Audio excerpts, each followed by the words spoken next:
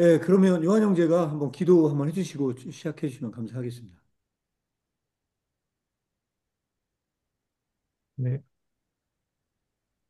사랑이 많으신 주님, 저희가, 어, 진리를 알고자, 주님의 뜻이 무엇인지 더욱더 잘 알고자, 제대로 알고자 이 자리에 모였습니다. 주님, 저희가 진리에 더욱더 가까이 가도록 저희를 도우소서. 주님의 본성과 저의 본성이 하나 되도록 저희를 도우소서. 아멘. 아멘. 아멘. 아멘. 이거 41페이지서부터거든요. 네. 그러면은 저랑 창호 목사님이 이거 둘이서 이거 준비 읽고 장종수 대표님이랑 준이 형제가 고백 읽으면 될 것 같아요. 네, 반반씩 그렇게, 이렇게 음, 네 명 있었다. 그렇게, 그렇게 하시죠. 예. 네. 제가 42페이지까지 읽고 목사님이 44페이지까지 읽고 정 대표님이 46페이지까지 읽고 준이 형제가 끝까지 읽으면 될 것 같아요. 네, 읽겠습니다. 저. 그때 회개는 자신의 때를 갖고 있어야 할 뿐 아니라 준비의 때도 가져야 합니다. 회개가 매일의 조용한 관심이어야 한다면 또한 마음을 가라앉히고 엄숙한 때를 준비할 수 있어야 합니다. 고백은 그런 때이고 때를 준비해야 하는 거룩한 행위입니다. 사람이 축제를 위해 옷을 바꿔 입듯이 고백이라는 거룩한 행위를 준비하는 사람 내면에서도 변화가 일어납니다. 한 가지만을 마음에 품기 위해 다양한 것들을 떨쳐버리는 것, 자신과 하나가 되며 묵상하기 위해 침묵으로 옷 입고자 분주한 활동을 중단하는 것. 이것은 옷을 바꿔 입는 것과 같습니다. 이런 방법으로 자신과 하나가 되는 것은 잔치에 합당한 의복을 갖추는 것입니다. 산만한 마음에는 다양한 것이 있는 것을 볼 수 있습니다. 다양한 것들 가운데 무언가를 봅니다. 반쯤 감은 눈으로, 분열된 마음으로 그것을 봅니다. 그러나 그것은 무언가 보고 있을지라도 정말로 보는 것은 아닙니다. 분주한 활동 중에 많은 것을 걱정할 수 있습니다.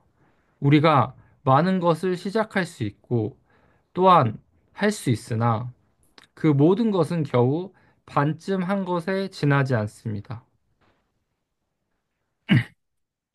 자신과 하나가 되지 않고는 진심으로 고백할 수 없기 때문입니다. 고백의 시간에 진심으로 결심하지 않은 자가 아무리 침묵하며 남아있다 해도 오직 산만하여 마음이 모이지 않는 상태에 있는 것 뿐입니다. 고백하지 않고 다른 말을 하고 있다면 그는 여전히 수다스러울 뿐입니다. 그러나 진심으로 결심한 자, 그 사람은 침묵합니다. 옷을 바꿔 입는 것과 같습니다. 시끄러운 모든 것을 벗어던지는 것과도 같습니다. 왜냐하면 그런 것들은 공허하니까요. 침묵 속에 숨겨질 때 모든 것은 폭로되니까요. 이런 침묵은 거룩한 행위가 가진 순전한 엄숙함입니다. 세속적인 의미에서 연회장에서 춤출 때 연주자가 많을수록 좋습니다. 그러나 경건한 의미에서는 고요할수록 더욱 좋습니다. 나그네가 시끄러운 도시길을 떠나 고요한 장소에 이르면 이제는 자신과 대화해야 할 것처럼 느낍니다. 고요가 영혼의 심금을 울리기 때문입니다. 영혼, 깊숙한 곳에 숨겨진 무엇을 말해야 할 것처럼 느낍니다. 형언할 수 없는 무언가를 속사람에게 뿜어내어야 할 것처럼 느낍니다. 이토록 표현 불가능한 것은 어떤 언어로도 표현할 수 없습니다. 심지어는 갈망조차도 결국 표현 불가능한 것은 아니지요. 갈망은 갈망을 재촉할 뿐입니다. 그러나 이 침묵은 무엇을 의미하나요? 이 고요, 이 고요 속에 둘러싸인 환경은 무엇을 말하고 있습니까? 바로 표현할 수 없다는 것입니다.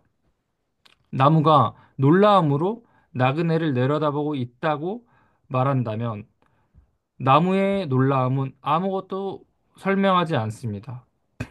저 길에 있는 나그네의 목소리가 숲을 통과하여 설명에 이를 수 없다는 것을 숲속의 메아리가 설명하고 있습니다. 난공불락의 요새가 적의 공격을 원점으로 돌려놓는 것처럼 나그네가 아무리 큰 소리를 질러도 메아리 역시 그 소리를 원점으로 돌려놓고 맙니다. 네, 예, 우선 끝까지 다 읽고 예, 나눌까요?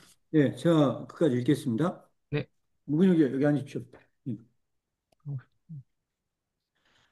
구름은 자기 생각을 뒤따라갈 뿐입니다. 자신에 관한 꿈만 꿀 뿐입니다. 구름이 수심에 잠겨 쉬고 있든 둥실둥실 춤을 추며 놀든 청명한 날 바람이 어디로 불든 자신을 집결시켜 점점 더 어두워지더니 결국 바람과 대항하며 싸우든 구름은 나그네에게는 아무 관심도 없습니다. 바다는 지혜로운 사람처럼 자신에게 만족합니다. 누워 있다가 입술로 놀고 있는 아이처럼 부드러운 잔물결을 즐기고 있든 한낮에 주변을 살피며 반쯤은 졸린 상태로 누운 너그러운 사상가 같든 한밤에 존재를 깊게 고민하든 현장에 없는 자처럼 교활하게 자신을 숨기며 상황을 염탐하든 열정으로 분노하든 바다는 언제나 충분히 깊으며 스스로 아는 것을 충분히 잘 알고 있습니다. 깊은 지식을 가진 자는 언제나 이것을 잘 알고 있습니다. 그러나 공동의 지식은 갖고 있지 않습니다. 수많은 별의 배열은 얼마나 혼란스러운가요? 물론 하나님의 창조로 가장 질서 있게 배열된 것이지만 이것을 생각하는 자가 보기에는 별 무리가 서로 동의하여 이같이 배열된 것처럼 보입니다. 그러나 별들은 나그네에게 너무 멀리 떨어진 나머지 나그네를 볼 수 없습니다. 별빛을 볼 수 있는 자는 나그네뿐입니다. 별과 나그네 사이에는 어떤 합의도 없습니다. 오해의 바탕을 두고 있는 시적 갈망이 지닌 슬픔입니다. 왜냐하면 자연에서 홀로 있는 자는 그가 어디에 있든 그를 이해할 수 없는 전체성이 둘러싼 것이니까요. 나그네가 자연에서 어떤 깨달음을 얻었다 할지라도 말입니다. 표현 불가능한 것도 이와 마찬가지입니다. 마치 속삭이는 개울과 같습니다. 당신이 생각에 깊이 잠겨 걷는다면, 당신이 분주하다면, 그냥 지나치는 동안 이 속삭임에 주목하지 못합니다. 이 속삭임이 존재한다는 것도 깨달을 수 없습니다. 그러나 당신이 발걸음을 멈출 때 발견할 것입니다. 당신이 속삭임을 발견할 때 가만히 있어야 합니다. 가만히 있을 때 그 속삭임이 당신을 설득할 것입니다. 속삭임이 당신을 설득했을 때 당신은 허리를 굽히고 그 소리를 듣습니다. 그때 그 소리가 당신을 사로잡을 것입니다. 사로잡히면 벗어날 수 없습니다. 당신은 결국 정복당합니다. 당신은 완전히 취하여 그 옆에 쓰러지고 맙니다. 다음 순간에 설명할 것 같은 매 순간 게으른 그저 계속 속삭일 뿐입니다. 나그네는 개울 옆에서 늙어갈 뿐이고요. 예, 여기까지입니다.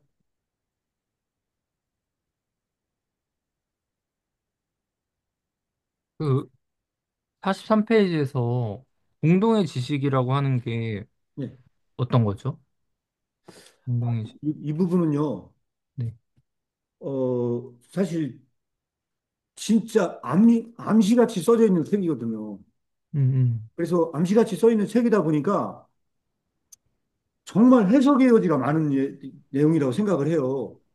그런데 일단 여기서 기본적인 대전제는 이거는 존재론이라고 생각을 해요. 그래서 지난 시간에 했던 거 기억나는지는 모르겠지만 지난 시간에 제가 무슨 말씀을 드렸냐면 여기에 나와 있는 옷 있지 않습니까? 옷. 이게 서문에 나와 있는 옷입니다. 옷을 갈아입는 행위는 여기서 말씀드렸다시피 이것은 존재론적인 옷으로 해석을 해야 됩니다. 우리 예전에 들백합과 세화백합에게 배우라 얘기할 때 백합이 입은 옷은 갈아입을 수 없는 존재 자체의 옷이었잖아요. 여기에서도 역시 그 기본적인 메타포는 그 존재 자체의 옷이 여기서 내재되어 있다고 일단 해석을 해야 되고요. 그 관점에서 여기서 나와 있는 수많은 얘기들은 다 상징적인 얘기라고 생각을 하거든요. 바다, 구름, 여기 나오는 것들 있잖아요. 이건 음, 제가 볼 때는 일종의 인간의 내면성을 상징한다고 생각을 해요.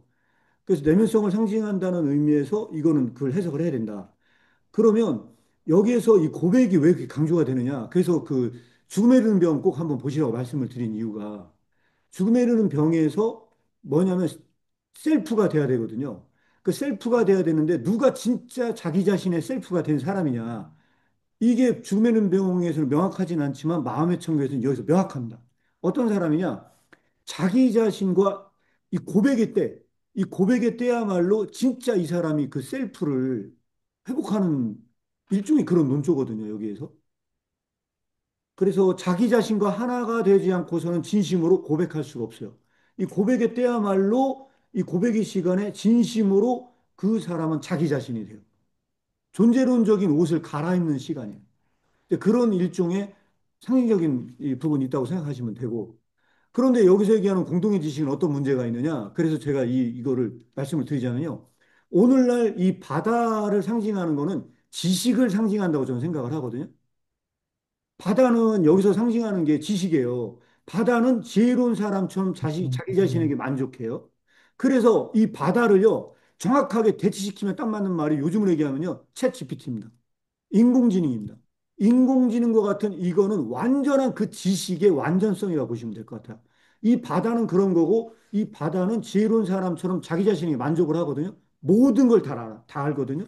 그리고 누워있다가 입술로 놀고 있는 동안 아이처럼 부드러운 잔물결처럼 있고 있든 이런 거는 어떤 지식의 바다에 있는 어떤 상태인 것처럼 보여져요. 아, 그래서 이 지식의 바다 속에 들어가면은 교활하게 자신을 숨기며 상황을 염탐하든 열정으로 분노하든 바다는 언제나 충분히 깊어요. 바다는 언제나 그 지식으로서는요 가장 완벽한 상태에 이르러요. 그래서 스스로 아는 것을 충분히 다 잘 알고 있어요.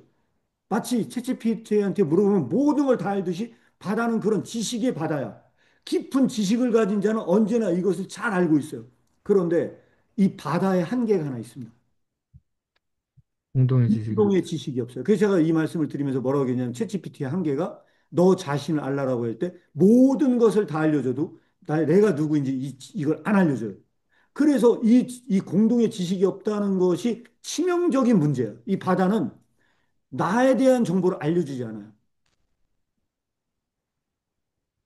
이게 공동의 지식입니다. 이게 코어 날리지라고 영어로 되어 있는 부분입니다. 어, 네. 그러니까 그 리얼 셀프에 대한 지식이라는 거죠, 이게. 리얼 공동. 셀프를 바다가 리얼 셀프를 알려주지 않아요. 그러니까 이거를 다른 말로 공동의 얘기하면 지식. 예, 그럼 치명적인 문제가 있는 겁니다. 음, 음, 네. 음, 아, 그리고 번역상에 문제가 좀 있어서 제가 좀 지적을 해야 될 것 같아요. 42페이지 맨 위에 보면 진심으로 결심한 사람, 그 사람은 침묵합니다 이렇게 돼 있잖아요. 음, 그게 영어로는 made up one's mind 뭐 이런 식으로 돼 있어가지고 제가 이 결심한 자로 번역을 했는데 이걸 챗GPT로 덴마커를 돌려봤어요. 돌려봤더니 이거에 좀 약간 뉘앙스가 달라요. 그래서 이게 음, 요즘엔 챗GPT가 워낙 잘 돌아가다 보니까 그러니까 이거를 다시 돌려보니까 이게 뭐라고 나오냐면 덴마커에서는 이게요. 자기 자신과 일치된 자래요. 진심으로 자기 자신과 일치된 자. 이게 제가 왜 이걸 강조하냐면 이게 리얼 셀프기 때문에 그래요. 음, 이 존재론적인 옷을 갈아입은 사람은 자기 자신이 된 사람이거든요. 그래서 이 자기 자신과 일치된 사람은 그 사람만 침묵을 하는데 그때 옷을 바꿔 입는 거와 같다는 거예요, 이게. 리얼 셀프가 돼서 자기 자신과 일치된 사람이 옷을 바꿔 입은 거예요. 이거는 뉘앙스에서는 굉장히 다른 어떤 뉘앙스가 있거든요.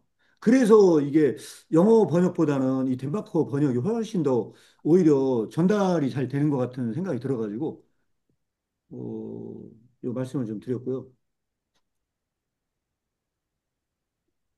근데 저기 저는 그 이게 그 준비 부분하고 그 네, 뒤에 나오는 그 고백 있지 않습니까? 네, 그거를 조금 같이 읽어야 되지 않을까 생각이 좀 드는데 왜냐하면 이제 이게 그 준비 부분 같은 경우에는 제가 이제 쭉 읽다 보니까 저도 이게 이제 무슨 얘기 하는가 싶어가지고 조금 이해가 안 되더라고요. 근데 계속 읽다 보니까 네, 맞습니다. 그 이게 여기 그걸 예 하는데, 여기 보면 이제 약간 그런 내용이 나오고 그런 내용이 나오거든요. 예를 들어서 그 이제 고요하다는 거 있잖아요. 그러니까 자연의 고요. 그러니까 네, 아까 숲에 대한 사례, 숲, 구름, 바다, 별, 뭐 네, 이렇게 해서 이제 고요한 거, 이제 우리가 고요하게 되는 거 있잖아요. 뭐 이렇게 그 분열된 마음을 가지고 막 수다스럽고 이런 얘기가 나오면서 그거보다는 진심으로 결심한 자는 침묵하고 고요한 이제 고요함 속에서 네, 어떤 표현 불가능한 것들, 그런 것들에 이제 사실 주목하게 되는 그런 것들에 대한 이야기가 막 나오는데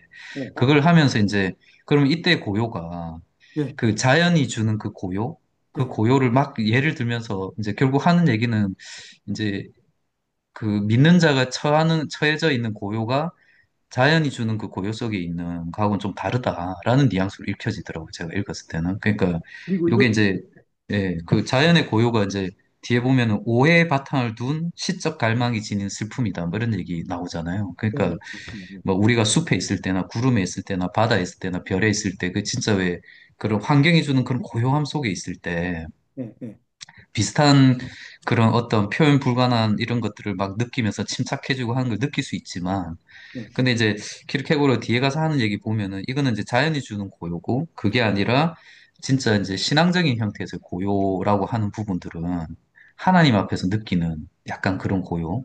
예, 네, 그래서 뒷부분하고 좀 연결이 되는 것 같거든요. 그래서 맞아요. 뒤하고, 예, 뒷부분에서 막 그런 얘기를 하면서, 네, 결국은 이제 우리가 그 자기 기만 속에 빠져 있는 것들을 깨트리는 게 기도와 고백, 네, 고백과 기도, 이런 거지 않습니까? 근데 그 고백과 기도가 이제, 그러면 고백과 기도를 통해서 자기 기만을 어떻게 깨트리느냐. 그래서 중요한 게 마음의 청결이다. 이런 식으로 쭉 논지가 연결이 되는 것 같아가지고, 그, 뒤쪽을, 예, 한번, 맞습니다. 예. 제가 이해한 바대로 설명을 드리면 이래요. 이게 이제 약간 굉장히 문학적이잖아요. 문학적인 텍스트인데, 그리스도는 길이다라고 하는 길 메타포에서 이게 온 것 같아요. 음. 그리스도는 길인데, 이 길을 걸어가는 사람 다 나그네거든요. 근데 이제 이게 전 단계부터 사실 연계돼요. 왜냐하면 모든 게 다 길 메타포거든요, 지금요. 그래서 회개와 후회 운동도 다 길 위에서 일어나는 거예요. 그러니까 그 길을 걷는 자가 나중에 이제 뒷단원도 전부 다 길이에요. 그래서 이 마음의 청결은 전체가 다 길 메타포가 숨어 있다고 보시면 돼요. 그래서 길인데 회개와 후회 운동도 나그네가 뒤를 보는 운동이 후회고 앞으로 보는 운동이 회개잖아요. 그때 그는 그 길을 이탈하지 않아. 이탈될 수 없거든요. 그런데 제가 이걸 이해한 바대로 얘기하면 이게 내면성의 운동인데 내면성의 운동을 키르케고르가 길이라고 하는 메타포로 풀어서 설명을 하거든요. 설명을 하는데 여기서 그러면 구름이나 뭐 나그네 이게 뭐냐? 제가 개인적으로 생각할 때는요. 나그네가 그 길을 이탈한 상태예요. 얘가 너무 힘들어. 그래서 좀 쉼과 위로를 얻고 싶었어요. 그래서 그가 길을 이탈해가지고 숲속으로 들어간 거예요. 그래서 내가 너무 길을 걷는데 너무 힘드네. 그래가지고 약간 그런 느낌인 거예요. 제가 느낀 바로는 그래서 길을 이탈해가지고 숲속으로 들어간 거예요. 그래가지고 숲속에 들어가서 막 너무 힘드니까 소리를 지른 거예요. 와 소리를 질렀어요. 그랬더니 그 소리가 메아리를 친 다음에 숲속에서 그 메아리가 다시 그 소리가 딱 맞고 메아리쳐서 돌아온단 말이에요. 그러면 키르케오는 이걸 문학적으로 뭐라고 표현한 거냐? 네가 번지수를 잘못 찾은 거야. 네가 한 소리를 다시 메아리 쳐서 너한테 돌려준다는 이야기는 숲이 너와 대화하기 싫다는 거야. 그런 거예요.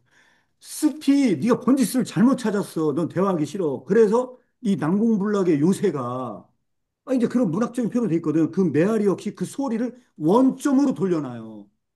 너와 대화하기 싫은 거야. 넌 번지수를 잘못 찾았어. 그건 진짜 고요가 아니야. 그래서 이 나그네가 거기서 숲속에서 나왔어요. 나와가지고 어디로 가느냐? 구름을 보고 꿈을 꿔. 약간 이제 그런 거예요, 이게. 그래서 이 길을 이탈한 상태로 얘가 이제 왔는데 이게 뭐냐? 진짜 그 고백의 때, 회개와 후회 운동을 하기 위한 그 고백의 때까지 아직 가지 못했어. 그래서 이거는 준비의 때거든요. 그 준비의 때가 필요한데 그 나그네가 그런 준비된 상태에서 쭉 이런 내면성의 운동, 킬케고는 이 내면성을 다 무브먼트로 설명을 하잖아요. 이 내면성의 운동을 쭉 설명을 해요. 이 운동을 설명을 하면서 궁극적으로 어디로 가느냐? before 가. 하나님 앞에 섰을 때만 참다운 존재론적 실존을 가져요. 이때 진짜 리얼 셀프를 보게 되거든요. 그러니까 여기까지는 아직 그게 진짜 리얼 셀프가 아니야.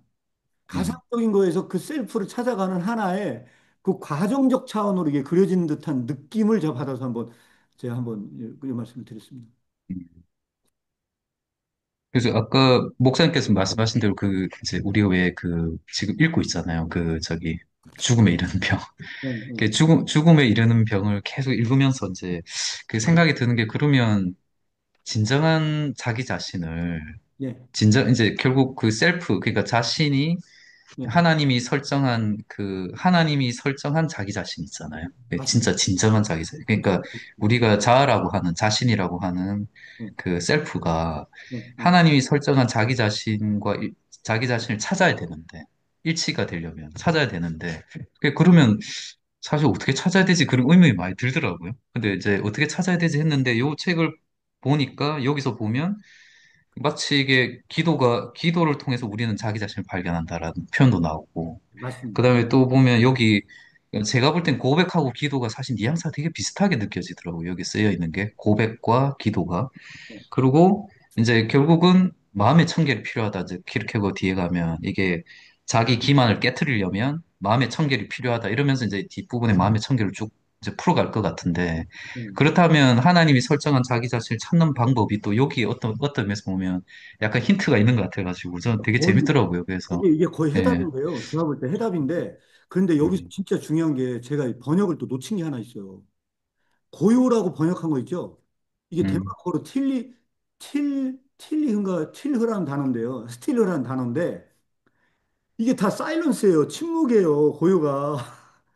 그런데 영어 음, 번역자들이 그 당시만 하더라도 챗GPT 없다 보니까 제가 영어 번역본을 보고 번역을 했단 말이에요. 근데 영어 번역자들이 이게 하우동 에드나운이 뭐라 번역을 했냐면 quietness로 번역을 한 거예요. 그러니까 quietness를 우리나라 말로 뭘로 할까 하다가 이거를 고요로 했는데 챗GPT로 이거를 덴마크어를 넣으니까 이게 침묵이라는 거. 그러니까 이게 근데 왜 중요하냐? 저도 사실 이게 침묵이라고 하면 이게 느낌이 좀 확 달라지는 부분이 하나가 있는데 왜냐하면 그 우리 저기 죽음의 이름에서도 그 침묵 논의하잖아요. 그거 있잖아요. 근데 그게 무슨 얘기를 하냐? 오히려 세속적인 세계에서는 말하는 게 위험해. 그래서 말을 함부로 하지 말라고 얘기를 하거든요. 왜냐하면 말하면 내가 세속적인 세계에서 위험에 처할 가능성이 있거든요. 근데 침묵하는 건 어때요? 하나도 안 위험하거든요. 세속 세계 유한의 세계에서는 침묵이라고 하는 건 내면성이고 하나도 위험하지 않기 때문에 그거는 그다지 중요하지 않게 생각을 하거든요. 그런데 마음의 청결로 넘어오는 그 순간은요. 침묵이라는 건 어마무시하게 중요해요. 왜? 침묵은 외재적 세상과 등을 지고 나 자신과 대화하는 시간이고 리얼 셀프를 만나는 시간인데 이거는 굉장히 위험한 시간입니다. 음, 이거는 굉장히 중요하고 위험한 시간인데 그래서 이게 약간 변증법적으로 전환이 되는 부분이 바로 이 지점에 있거든요. 그래서 제가 봤을 때는 이게 고요보다는 침묵으로 그래서 이 책 여기 고요 나온 거 있으면 다 침묵으로 다 바꿔주셔야 됩니다. 목사님 제가 한 가지 조금 궁금한 게 있는데 여기 그 마음의 청결, 이게 물론 이제 조금 뛰어넘는 거긴 한데, 사실 약간 간략하게 이 마음의 청결이라고 한다 했을 때 있지 않습니까? 이게 마음의 한 가지만을 품는다? 네, 예를 들면 하나님을 마음에 품는다? 네, 뭐 그런 뜻인가요? 아니면 뒤에 가면 뭐 사람은 선을 품어야 되고 선을 품으려면 진리 안에서 선을 품어야 되고 뭐 이걸 마음의 청결이다 이렇게 해놨는데 네, 그 키르케고르가 마음의 청결을 이야기하는 거는 네. 뭐를 얘기하는 거라고 봐야 되나요? 이거 진짜 예, 제가 예, 조명병하고 관련이 있어가지고요. 기막힌 일기가 하나 있어서 찾아서 공유하려고 했는데, 제가 진짜 어디서 읽었는데 도저히 못 찾겠는 거예요, 그 일기를. 음, 그래서 결국 제가 말로만 설명을 드리면 이게 거의 핵심적인 얘기거든요. 그리고 이 책의 기도문에 나온 내용이 거의 정해답이라 보시면 돼요. 기도문에 뭐라고 나오나요?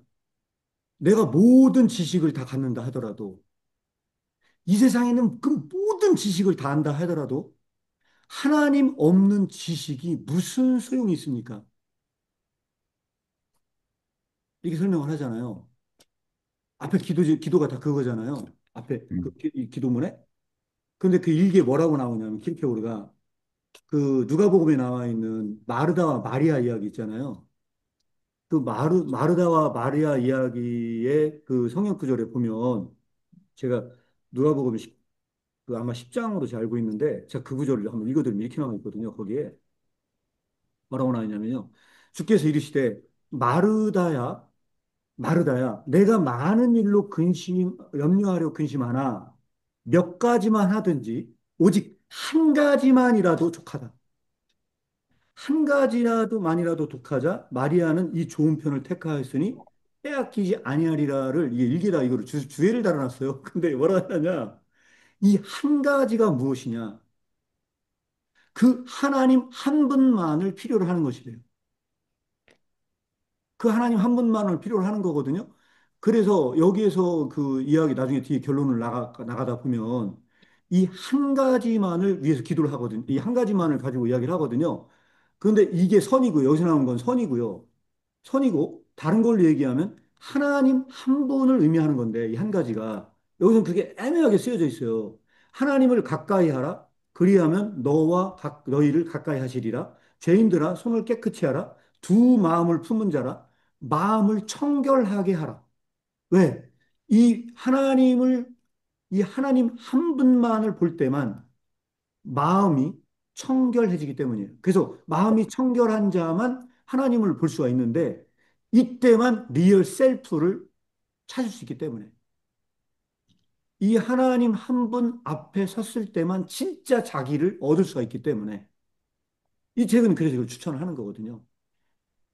그래서 이 딱 한 가지만을 구하는 이 기도가 사실 어떻게 보면 이 처음부터 끝까지 전체의 큰 그 흐름을 잡고 있는 큰 흐름과 맥락이라고 보시면 될 것 같습니다. 음, 이 기도가 네, 한 가지만을 이제 네. 제가 궁금한 게 결국에 한 가지만을 이제 한 가지로 수렴되는 게 기도인가 아니면 한 가지로 시작해서 이 뭐라고 해야 되죠? 그런 결과적으로 좀 하나님 한 분에게만 한 분으로만 만족하는 그게 이제 기도라는 거죠. 기도는 왜 이게 여기서 기도가 중요하게 다뤄지느냐? 네, 나중에 이제 뒷단만 가면 이제 기도에 대해서 굉장히 중요하게 다룰 부분들이 있지만, 네, 결론적으로만 얘기하자면요. 전지한 분, 모든 것을 알고 계신 분께 기도한다는 건 다른 문제라는 거예요. 하나님은 모든 걸 알고 계시잖아요. 네.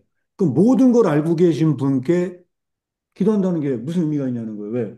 나는 기도하지 않아도 하나님께 다 알고 계시거든요. 기도가 무슨 필요가 있냐는 거예요. 왜? 하나님은 다 알고 계신데?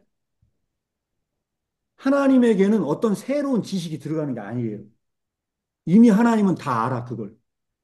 그렇죠. 할 기도도 많고 뭔가 이렇게 네, 굉장히 많은 기도로부터 네. 시작을 해가지고 결국에는 하나로 모아지라는 그런 말인지. 그래서 여기서는 뭘 얘기를 하느냐? 이게 별표예요. 진짜 중요한 얘기인데, 하나님께 기도한다는 건 그건 뭘 의미하는 거냐? 네 기도가 하나님을 변화시키겠다고 생각하는 건 건방진 생각이래요. 기도가 하나님을 변화시키기 위해 기도하는 게 아니라는 거예요. 그러면 기도하는 게 무슨 소용이 있느냐? 기도할 때 하나님이 변화되는 게 아니고 하나님은 그 기도하는 자를 변화시킨대요. 그때 어떤 일이 벌어지느냐? 기도란 하나님을 변화시키는 게 아니고 나를 변화시키는 건데 그때 그는 내가 누구인지 알게 돼. 나를 깨닫게 돼요. 진짜 리얼 셀프가 무엇인지 나를 더욱 알게 돼. 여기에서의 논조는 이제 그런 걸로 나가기 때문에 그런 내용으로 이 기도도 집약돼요. 그러니까 만약에 이제 내가 네, 나 하나가 바뀌면 여러 가지 기도 제목들을 어 받아들이고 그것을 하나님께로부터 받을 수 있는데 네, 내가 이제 바뀌지 않는다면 네, 모든 그런 많은 기도 제목들이 아무 의미가 없다. 네, 결국에는 내가 바뀐 다음에 어떤 기도를 하든지 네, 응답되는 어떤 그런 이제 네. 메시지처럼 느껴지네요. 네. 그래서 여기서 중요한 게 하나 있어요. 여기 또 변증법적으로 엮이는 게 하나가 있는데 인간에게선 침묵하잖아요. 네. 대화를 할 수 없어요. 인간에게선 침묵하면 대화를 할 수 없거든요. 음. 근데 중요한 거냐? 하나님과의 대화는 침묵이에요. 내가 침묵했을 때만 하나님과는 대화할 수가 있어요. 그래서 저기 다른 드레베카 궁중에서는 뭐라고 기하냐? 여호와를 경외하는 것이 지혜의 시작이라면 침묵은 여호와를 경외하는 일의 시작이에요. 그럼 여기서 침묵은 뭐냐? 침묵이 기도예요. 그때 침묵한다는 건 누구와 대화를 시작한 거냐? 하나님과의 대화의 시작이자 자기 자신과의 대화의 시작이에요. 그래서 여기서 아까 그 고요라는 말을 침묵으로 바꾸라는 이유가 고요로 하면 좀 헷갈릴 수가 있어서 여기서 이제 고요라는 말이 나오면 아, 이건 침묵이다. 그렇게 알고 이해하시면 좋을 것 같고요. 그래서 이거는 뭐하고 연관이 있느냐? 두려움과 떨림도 침묵 강조하잖아요. 두려움과 떨림에서의 침묵과 여기서의 침묵이 어떻게 다른가 그런 걸 생각을 해봤는데. 그래서 저는 이제 요게 책을, 요거 읽을 때 준비 부분에도 뭐 우리가 이야기할 게 많은데, 네, 사실 뒷부분 고백을 읽고 한번 같이 해보는 게 더 낫지 않을까 이제 생각이 들더라고요. 왜냐하면은, 네, 네. 이제 요 앞에까지 이제 예를 들어서 고요에 대한 이야기들 쫙 했지 않습니까? 자연하고 같이 비유해가지고 했는데, 고백 딱 들어가자마자 그런 얘기, 요 바로 첫 번째 문장이 이게 있거든요. 그러니까, 그러나 고백하는 자는 이와 같지 않습니다. 고요가 네. 고백하는 자를 사로잡습니다. 오해가 주는 우울한 기분 때문이 아니라 이게 이제 아까 맞습니다. 자연의 고요가 주는 게 아까 요 아키르케고 표현에 의하면 오해가 주는 그런 우울한 그런 기분에 더 유사하다. 우리가 사실 자연의 그 침묵 속에 확 이렇게 있을 때 뭐 예를 들어 명상하러 막 가고 이렇게 할 때 있지 않습니까? 막 네, 그러니까 자연이 주는 그 고요와 침묵 속에서 사실 우리가 막 여러 가지 속상임이 들려오고 느낌이 오는 것 자체를 키르케고르는 오히려 이거는 오해에서 비롯되는 거다. 오해의 바탕을 둔 시적 갈망이 지닌 슬픔과도 같다라고 이야기를 하고 진정한 어떤 의미에서 본 고요와 침묵은 네. 이렇게 이제 영원히 주는 진지함 때문이다. 그러니까 이거는 정말 그 하나님 앞에 섰을 때 그때 그 고요와 침묵 그 오는 부분 있잖아요. 그거를 이야기하기 위해서 앞에 거를 예시로 좀 드러난 게 아닌가 그런 생각이 좀 들더라고요. 그러니까, 그래서 그래서 예, 전 앞에 부분도 그냥 제 개인적인 해석인데 표현할 수 없다는 게 많이 나오잖아요. 이 침묵은 음, 무엇을 의미하나요? 아, 그건 표현할 수 없다는 겁니다. 이 얘기 나오잖아요. 그러니까 이것도 저는 뭐와 관련이 있냐? 이게 저는 영혼하고 다 관계가 있다고 생각을 해요. 지금 이 주석이 사실 어디서 왔어요? 전도서에서 왔거든요. 날 때가 있으면 죽을 때가 있고 막 그 때가 있잖아요. 영혼의 때거든요, 이게. 영혼의 때다 보니까 이게 사실은요, 영혼과 관계가 있다고 저는 생각을 해요. 그런데 뭔가 형언할 수 없는 게 내 속에 있어. 그 설명이 안 돼. 이 뭔지는 모르겠는데 설명이 안 돼. 그래가지고 얘가 그 설명이 안 되는 걸 갖고 번지수를 잘못 찾은 거예요. 음, 자연스레로 뭔가를 찾아보려고 했던 거예요. 근데 결국은 어떻게 돼요? 늙어가요. 계속 늙어갈 뿐이에요. 얘가 진짜 번지수를 잘못 찾은 거예요. 그래가지고 이 일종의 어떤 이런 그 끊임없는 어떤 그 정신적인 내면성 속에서의 이 수많은 게 준비 때 속에서 결국 이제 고백의 때로 넘어오는 이 부분이기 때문에 이런 관점에서 해석을 한다면 다음 단락을 다 읽어보고 같이 나눠도 좋을 것 같습니다. 네네. 그 이제 그러면은 문장 자체는 너무 아름답고 사실 요 앞에 있는 게 네. 정말 아름다고 시적이고 되게 좋더라고요. 좋은데 아까 목사님 말씀하신 대로 뭔가 표현하지 못하는 것들이 느껴지는데 그게 여기 보면은 그냥 개울물의 그런 속삭임과 같은. 그런 네. 거 있잖아요. 뭔가 막 그런 게 느껴지는데 그럼에도 불구하고 게으른 속삭이지만 나그네는 개울 옆에서 너글가 뿐이다. 이렇게 이야기 나오잖아요. 근데 뒤쪽에 가면 결국은 우린 기도를 통해서 우리 자신을 발견한다. 이렇게 뉘앙스가 나오거든요. 그러니까 하나는 자연 속에 있을 때는 그저 그냥 우리는 수수께끼 속에서 계속 늙어가는 거지만 하나님 앞에 있을 때는 사실 우리는 발견하게 될 가능성이 있는 거죠. 그래서 뭐 그런 뉘앙스로 막 느껴져가지고 되게 아름다운 비유를 잘 들어놨구나 막 이런 그리고 이게 생각이 들더라고요. 반복이라는 관점에서 보잖아요. 자연의 반복은 다 허문 거예요. 음, 어떻게 보면은. 이 자연과 맞습니다. 인간에서 영원 개념에 들어오면요. 이거는 다 험한 거고 음. 계속 늙어갈 뿐이거든요. 이게. 그래서 고백을 한번 읽고 같이 또 한번 나눠보면 더 풍성하게 아마 이야기가 네, 되지 않을까 싶어서, 예. 좋습니다. 그, 그럼 그러면은 제가 몇 페이지까지 읽을까요? 그러면 그 제가, 묵은 형제가 예. 오셨으니까 한 장씩만 읽으면 될 것 같아요. 대표님이 아, 45페이지까지 읽고, 몽이 형, 아니, 준이 형제가 47페이지까지 읽고, 몽이 형제가 49페이지까지 읽는 걸로 이렇게 할까요? 예. 그럼 제가 45페이지까지, 네, 네. 하겠습니다. 네, 그러면 고백. 그러나 고백하는 자는 이와 같지 않습니다. 고요가 고백하는 자를 사로잡습니다. 오해가 주는 우울한 기분 때문이 아니라 영원히 주는 진지함 때문입니다. 할 바를 알지 못한 채 저 조용한 곳으로 이끌려간 나그네와 고백하는 자는 같지 않습니다. 고독한 상태와 그런 기분을 간절히 찾고 있는 시인과도 같지 않습니다. 고백은 거룩한 행위입니다. 이 행위를 준비하기 위해 마음이 모입니다. 마음은 침착해집니다. 당신을 둘러싸고 있는 환경 역시 고요의 의미를 잘 알고 있습니다. 그 환경이 진지함을 요구합니다. 이 환경이 가진 의지를 당신이 이해해야 함을 환경은 알고 있습니다.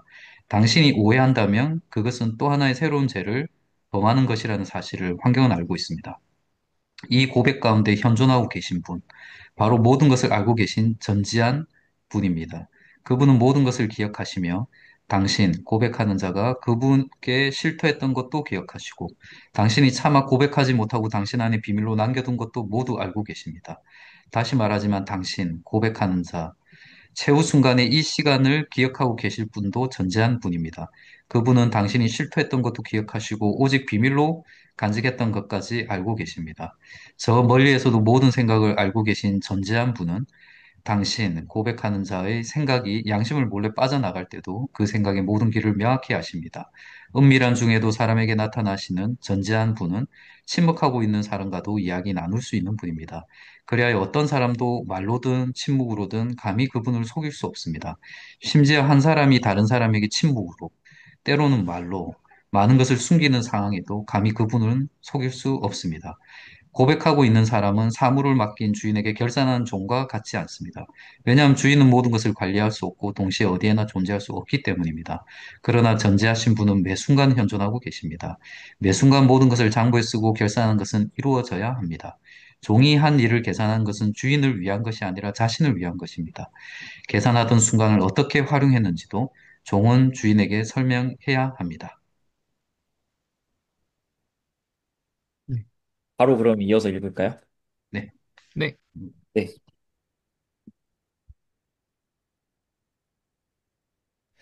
어떤 일 전이든 후이든 그 일을 전혀 알지 못하는 친구에게 당신이 비밀을 털어놓는 것과도 같지 않습니다. 왜냐하면 전지하신 분은 고백하고 있는 자에게서 아무것도 찾지 않기 때문입니다. 오히려 고백하고 있는 자가 자신에 관해 무언가를 찾습니다. 따라서 이미 모든 것을 알고 계신 전지하신 분께 비밀을 털어놔 봐야 당신에게 아무런 유익이 없다고 함부로 말하지 마십시오. 고백에 이의를 제기하지 마십시오. 자신에 관해 알지 못했던 무언가를 발견하는 것이 과연 당신에게 진실로 아무런 유익이 없는지 그것에 먼저 대답하십시오. 기도가 무익한 행위라고 성급하게 말할 수 있습니다. 사람의 기도 따위가 불변하시는 분을 감히 변화시킬 수 없다는 것입니다. 그러나 이런 설명이 과연 바람직한가요? 변덕스러운 자가 감히 하나님을 변화시키려 했던 것에 관해 쉽게 해계에 이를 수 없었던가 말입니다. 따라서 진정한 설명은 유일하게 하나이며 오직 이것만 바람직합니다. 기도하는 자가 하나님을 변화시키지 못한다. 다만 기도는 기도하는 자를 변화시킨다. 이것은 이 강화의 주제와 같습니다. 당신은 당신의 고백 가운데 어떠한 것도, 하나님은 당신의 고백 가운데 어떠한 것도 찾지 않으십니다. 다만 당신, 고백하는 자가 찾아냅니다. 전지하신 분께 고백함으로써 당신이 먼저 발견하게 되는 것은 많은 것을 마음속에 은밀하게 숨기고자 했던 당신 자신입니다. 끔찍한 범죄를 저지른 사람이 있습니다. 심지어 사건 현장에 피가 뿌려집니다. 누군가 혹은 많은 사람이 죄 지은 자에게 이 사건에 관해 수없이 많은 말을 했음에 틀림이 없습니다. 그러나 그는 자기가 한 일을 알지 못했습니다. 아마도 그는 자기가 무슨 일을 저질렀는지 끝까지 알지 못한 채 회개하지 않고 죽었을지도 모릅니다. 그렇다면 열정은 자기가 한 일을 올바르게 알고 있을까요? 열정이 교활하게 유혹했던 것, 자신에 관해 명백하게 변명했던 것, 자신에 관해 과연 이렇게도 기만적이며 무지할 수 있는 것인지 말입니다. 왜냐하면 열정은 사람 안에 존재할 때 그의 삶을 아무것도 변화시키지 않고 다만 순간적으로만 변화시키기 때문입니다. 이 맹목적인 주인이 스스로 맹목적인 노예가 되어 열정을 섬길 때까지 열정은 그 주인을 섬기기 때문입니다. 미움, 분노, 복수, 낙담, 우울, 절망, 미래에 대한 두려움, 세상에 대한 신뢰, 자기 믿음, 동정과 혼합된 교만, 우정과 혼합된 질투, 변했지만 개선되지 않은 성향, 이런 것들이 언제 사람 안에 존재했나요? 사람은 과연 언제 무지에 기만적으로 변명하지 않고 진실하게 존재했던가요? 사람이 이것에 계속 무지한 상태로 남아있다면 전지하신 분의 계속 무지한 상태로 남아있다는 것, 바로 그것이야말로 명백한 이유 아닌가요? 사람이 무엇을 배울 기회나 능력을 얻지 못했다면 그 누구에게도 혹은 그 무엇에게도 괴롭힘 당할 필요 없는 어떤 무지가 사람 안에 존재할 수밖에 없습니다. 그러나 많이 배운 자든 배우지 못한 자든 비극적이게도 둘 모두에게 자기 자신에 관한 무지가 존재합니다. 두 사람 모두에게 같은 책임으로 이 무지가 묶여 있는 것입니다. 우리는 이 무지를 자기 기만이라 부릅니다.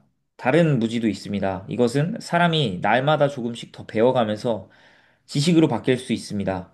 그러나 저 무지, 자기 기만을 제거할 수 있는 단 한 가지 무지가 있습니다. 이 한 가지를 모른다면 오직 이 한 가지만 필요하다는 것을 알지 못한다면 사람은 여전히 자기 기만 가운데 있는 것입니다. 네, 문근 형제가 끝까지 읽어주시면 됩니다. 무지한 사람은 많은 것에 무지했을 수 있고 또한 앞으로도 많은 것에 무지하게 될 수 있습니다. 그런데도 여전히 그가 알지 못하는 많은 것이 있습니다. 그러나 자기를 속인 사람은 아, 아무리 많은 것을 알고 말한다 해도 여전히 자기 기만에 머물러 있습니다. 그 잡다한 많은 것에 덫에 걸려 결국 스스로 함정에 빠지게 될 뿐 아니라 그 안에서 더욱 사로잡히게 됩니다. 무지한 사람이라도 세월이 갈수록 지혜와 지식을 얻을 수 있습니다. 그러나 자기를 속인 사람, 그러나 필요한 단 한 가지를 그가 얻을 수 있다면 마음의 청결을 얻어야 할 것입니다. 그래야 고백의 때에 우리가 이제 이 주제를 말해 봅시다. 마음의 청결은 한 가지만을 마음에 품는 것이다. 야고보서 4장 8절에 나와 있는 야고보 사도의 말씀을 묵상하면서 이 주제를 생각해 봅시다. 하나님을 가까이 하라. 그리하면 너희를 가까이 하시리라. 죄인들아, 손을 깨끗이 하라. 두 마음을 품은 자들아, 마음을 성결케 하라. 마음이 청결한 자만 하나님을 볼 수 있습니다. 그래야만 그분께 가까이 갈 수 있고, 하나님께서 그들에게 가까이 계셔야만 이 청결함이 유지될 수 있으니까요. 진리 안에서 이 한 가지만을 품은 사람만 오직 선을 품을 수 있습니다. 선을 품을 때 오직 한 가지만 품은 사람이 진리 안에서 선만 품을 수 있기 때문입니다. 우리가 이것을 논의해 봅시다. 다만 이 주제를 이해하기 위해 사도의 훈계, 두 마음을 품은 자들아 마음을 성결케 하라와 반대되는 것에 이르기 위해 사도의 훈계, 두 마음을 품은 자들아 마음을 성결케 하라와 반대가 되는 것에 이르기 위해 먼저 이 고백의 때를 잊어봅시다. 즉 우리가 두 마음을 품는 것입니다. 결국 우리는 아주 특별하게 이 고백의 때로 돌아가야 합니다.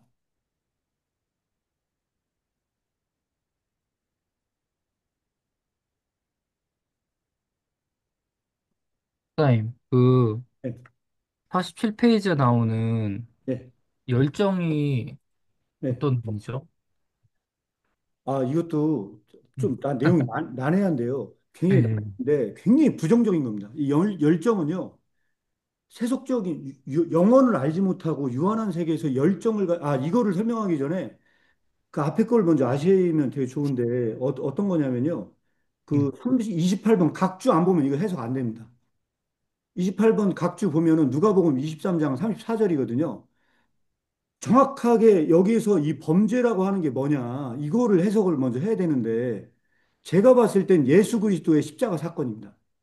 예수 그리스도의 십자가 사건에 키르케고르의 성찬의 위로를 그 논점으로 얘기를 하잖아요. 그러면 거기서 뭐라고 나오냐? 동시대에 예수 있는 사람만 예수 그리스도 십자가 못 박은 거냐? 아니다.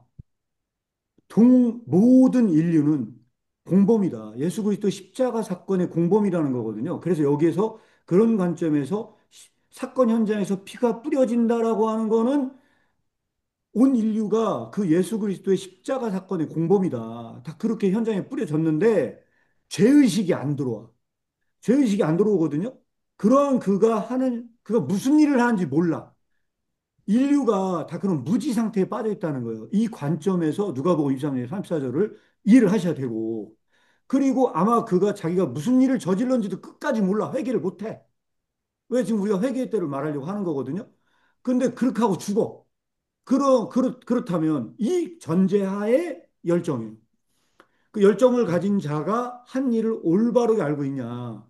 그런데 자기가 아무리 많은 그 열정이 수많은 교환한 열정을 가진다 하더라도 자기가 어떤 삶을 살았는지 몰라. 그 존재 자체가 어떤 인간인지를 모르거든요. 그래서 맹목적인 주의는 여기서 열정이거든요. 열정이 그 해겔의 노예와 주인의 변증법처럼 열정이 노예가 돼가지고 인간을 섬겨요. 그 언제까지 섬기느냐? 결국 그게 정반합이 돼가지고 열정 자체가 주인이 돼가지고 완전히 그 인간이 열정의 노예가 되는 지점까지. 그래서 이게 약간 어렵게 글이 쓰여져 있는데 약간 이런 그 변증법적인 측면을 이게 써놓은 거거든요. 그래서 아무리 인간이 열정적이라 하더라도 진짜 자기의 존재를 알 수 없다는 거예요. 여기는 이제 그런 관점이 숨어져 있고요. 그 다음에 미움, 분노, 복수 이것도 마찬가지거든요. 여기 뒤에는 이 모든 것들이 그의 존재 자체를 몰라. 그냥 무지 상태에 있어요. 자기 자신이 한 일을 몰라. 그래서 무지 상태로 남아 있는데 이건 왜 그러냐? 전지한 분에게 계속 무지한 상태로 남아 있는 것. 그래서 그 전지한 분 앞에 코람데오의 하나님 앞에 남아있지 않기 때문에 이런 결론에 도달한 것 아닌가요? 라고 이 질문을 던지고 있는 겁니다. 네, 음, 이거는 다 제가 볼 때는 그런 약간 그 예수 그리스도의 십자가 사건을 암시적으로 쓰고 있고 이런 죄의식이 안 들어오는 상태가 자기만족 상태이다. 약간 이제 그런 느낌으로 보시면 좋을 것 같습니다. 그러면 뭐 그런 건가요? 그냥 어떤, 그러니까 이쪽에서 말하는 열정이 어떤 단순한 감정 이런 건가요? 그런 좀 파토스 같은 거? 그렇죠. 그런 파토스 같은 것일 수 있고요. 세속적 음, 세계에서 뭐 잘 살겠다는 열정이 있지 않습니까? 그래서 어, 뭐 중요한 의미에서 뭐 그 절망의 보편성 속에 있는 사람들 같은 경우 약간 그런 느낌입니다. 그렇군요. 예, 이 알겠습니다. 사람들은 절대로 그런 죄의식에 도달하지 못한다는 거거든요. 그래서 일기에 재미난 걸 써놓은 게 있어요. 하나님에 대한 관념은 자기 자신과 하나님과의 관계에서 하나님에 대한 관념이 점점 더 증가하는 반면 그 일기에다 그런 말을 써놨어요. 인간이 자기가 죄의식의 관계에 들어섰을 때만 그리스도에 대한 관념이 더욱더 증가한대요. 일기에다 그런 말을 써놓은 게 있거든요. 약간 이제 그래서 이 결국은 뭐냐면 소크라테스적인 너 자신 알라와 다 엮여 있는 주제입니다. 이 마음의 청결은. 음, 그러니까 이 사람들이 둘 다 어떻게 됐든 다 자기 자신에 대해서 무지하거든요. 그런데 기도하는 자가 어떻습니까? 은밀하게 기도하는 자가 하나님을 변화시키지 않는 가운데 하나님은 다 알기 때문에 아무것도 안 찾는다는 거거든요. 그런데 기도하는 자가 발견하게 되는 건 뭐냐? 나 자신을 발견하거든요. 숨겨놓았던 진짜 셀프를 발견한다는 거거든요. 이 기도가 여기서 일종의 그런 역할을 한다는 게 킬케고르에게서는 굉장히 그 중요한 측면들이 있는 거고, 예, 그런 주제가 다 엮여 있는 부분이라 보시면 될 것 같습니다. 그리고 지금 제가 각주 한번 공유 드린 거 있잖아요. 공유 드린 각주가 여기 47페이지 맨 마지막에 나와 있는 거예요. 다른 지식이 있는데 이거 뭐냐면 사람이 날마다 조금씩 점점 더 배워가면서 지식으로 바뀔 수 있는 것입니다라고 하는 게 있는데 이게 고린도전서 13장 12절에 나와 있는 거래요. 이 데마커 주석에만 이 각주에만 나와 있는 건데 그러니까 제가 이거를 찾아서 보면서 있는 게 있는데 이거는 좀 신학적으로는 굉장히 중요한 부분이 있어가지고 제가 사실 넣었어요. 약간 그 전통 신학의 그 중요한 그 좀 보완점이 될 수 있을 것 같아서 제가 넣었는데 그게 뭐냐면요. 여기 거울 얘기가 나오거든요. 우리가 지금은 거울을 보는 것 같이 희미해요. 여기서 이제 밑줄 쳐야 될 게 그때는요. 그때는 얼굴과 얼굴을 대하여 볼 것이요. 그랬죠. 네. 지금은 지식이 완전하지가 않아. 희미한 지식이거든요. 이 지식의 관점에서 생각해 보세요. 근데 그때는 얼굴과 얼굴을 대하여 봐요. 지금은 우리가 부분적으로 알아요.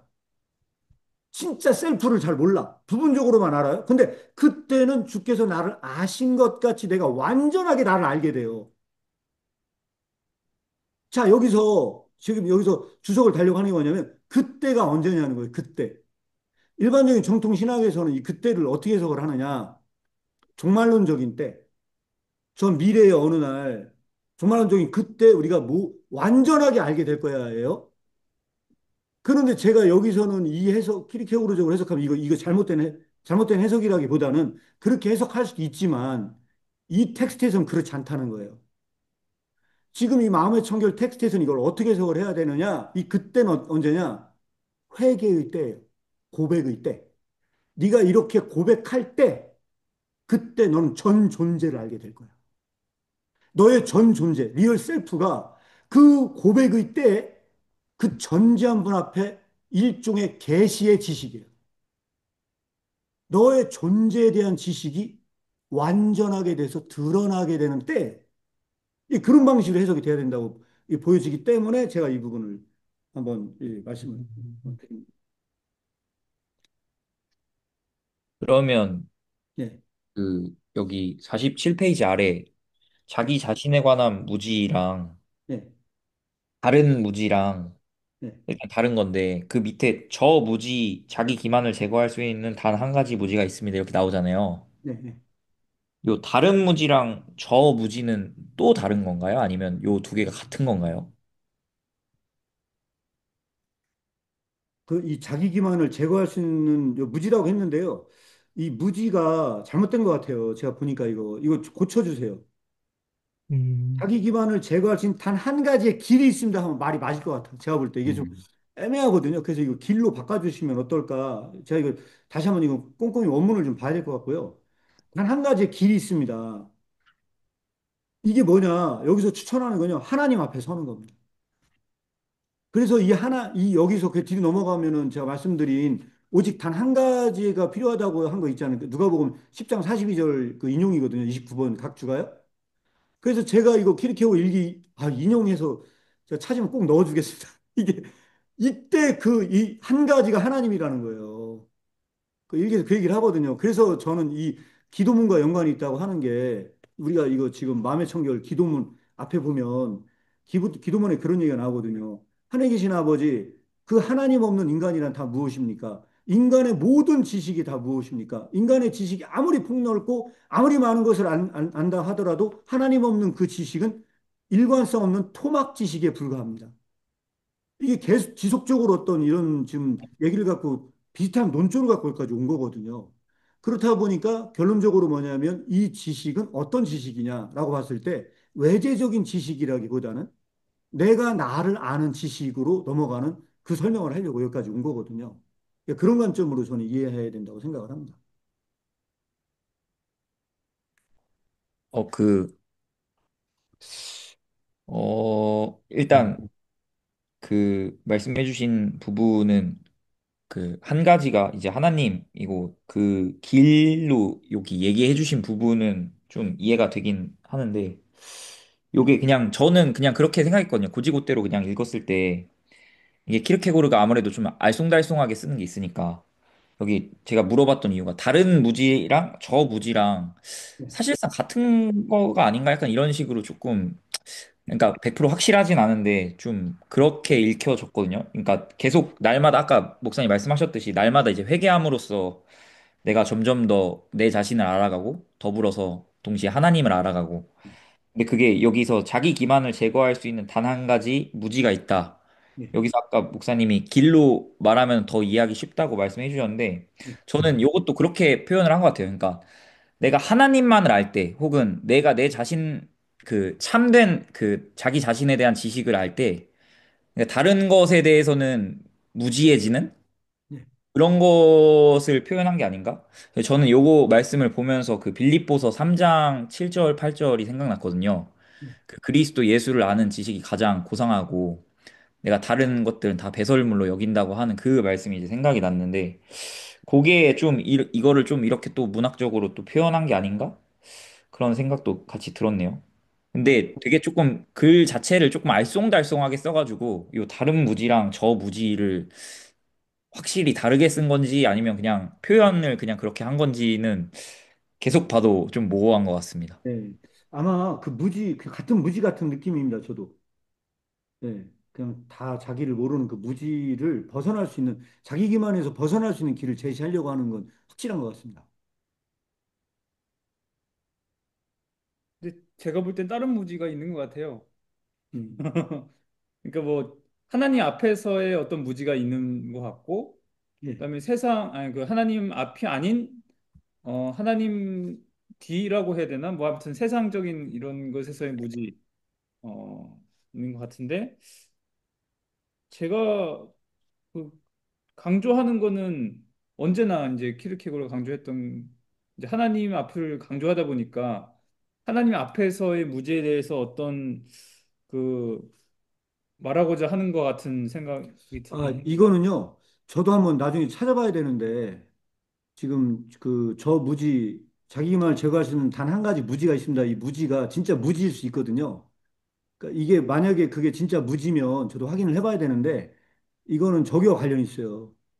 그 이방인의 염려에 보면 그런 얘기 나오잖아요. 그 철학은 무에서 시작해서 그때 우리가 얘기 나눈 거 있잖아요. 철학은 무에서 시작해서 지식으로 끝나요.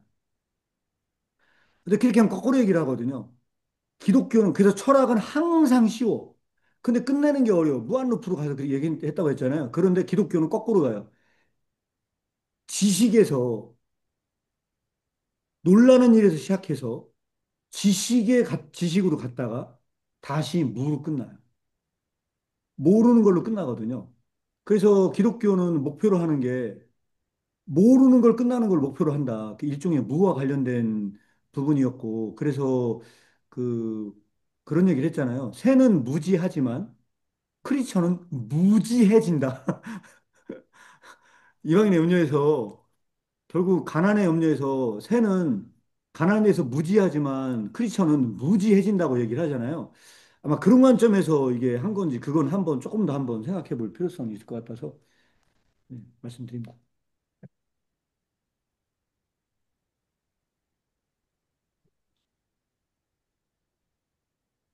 아, 그리고 한 가지 생각이 나서 그냥 네, 사소한 건데 아까 그 요한 형이 열정 이제 물어보셨었잖아요. 네, 네, 앞에 저희가 지난 시간에 그 조바심이 나왔잖아요. 회개할 때 있어서 그 조바심이랑 여기 나오는 열정이랑 약간 비슷한 속성이 아닌가 네, 하는 그런 생각이 들었습니다. 네. 그때 조바심은 회개가 절대 될 수 없다 했던 그 얘기가 좀 들어맞는 것 같아서. 근데 약간은 저는 다른 뉘앙스라고 생각을 하는데 조바심은 약간 책임의 피 같은 느낌이 들거든요. 열정은 이제 그런 건 아닌 것 같고 여기서 45페이지에 보면 밑에도 그좀 성경 구절에 중요한 게 하나 있어서 말씀을 드리면요. 그 저기 45페이지에 보면 26번 각주도 꼭 보시면 되게 좋습니다.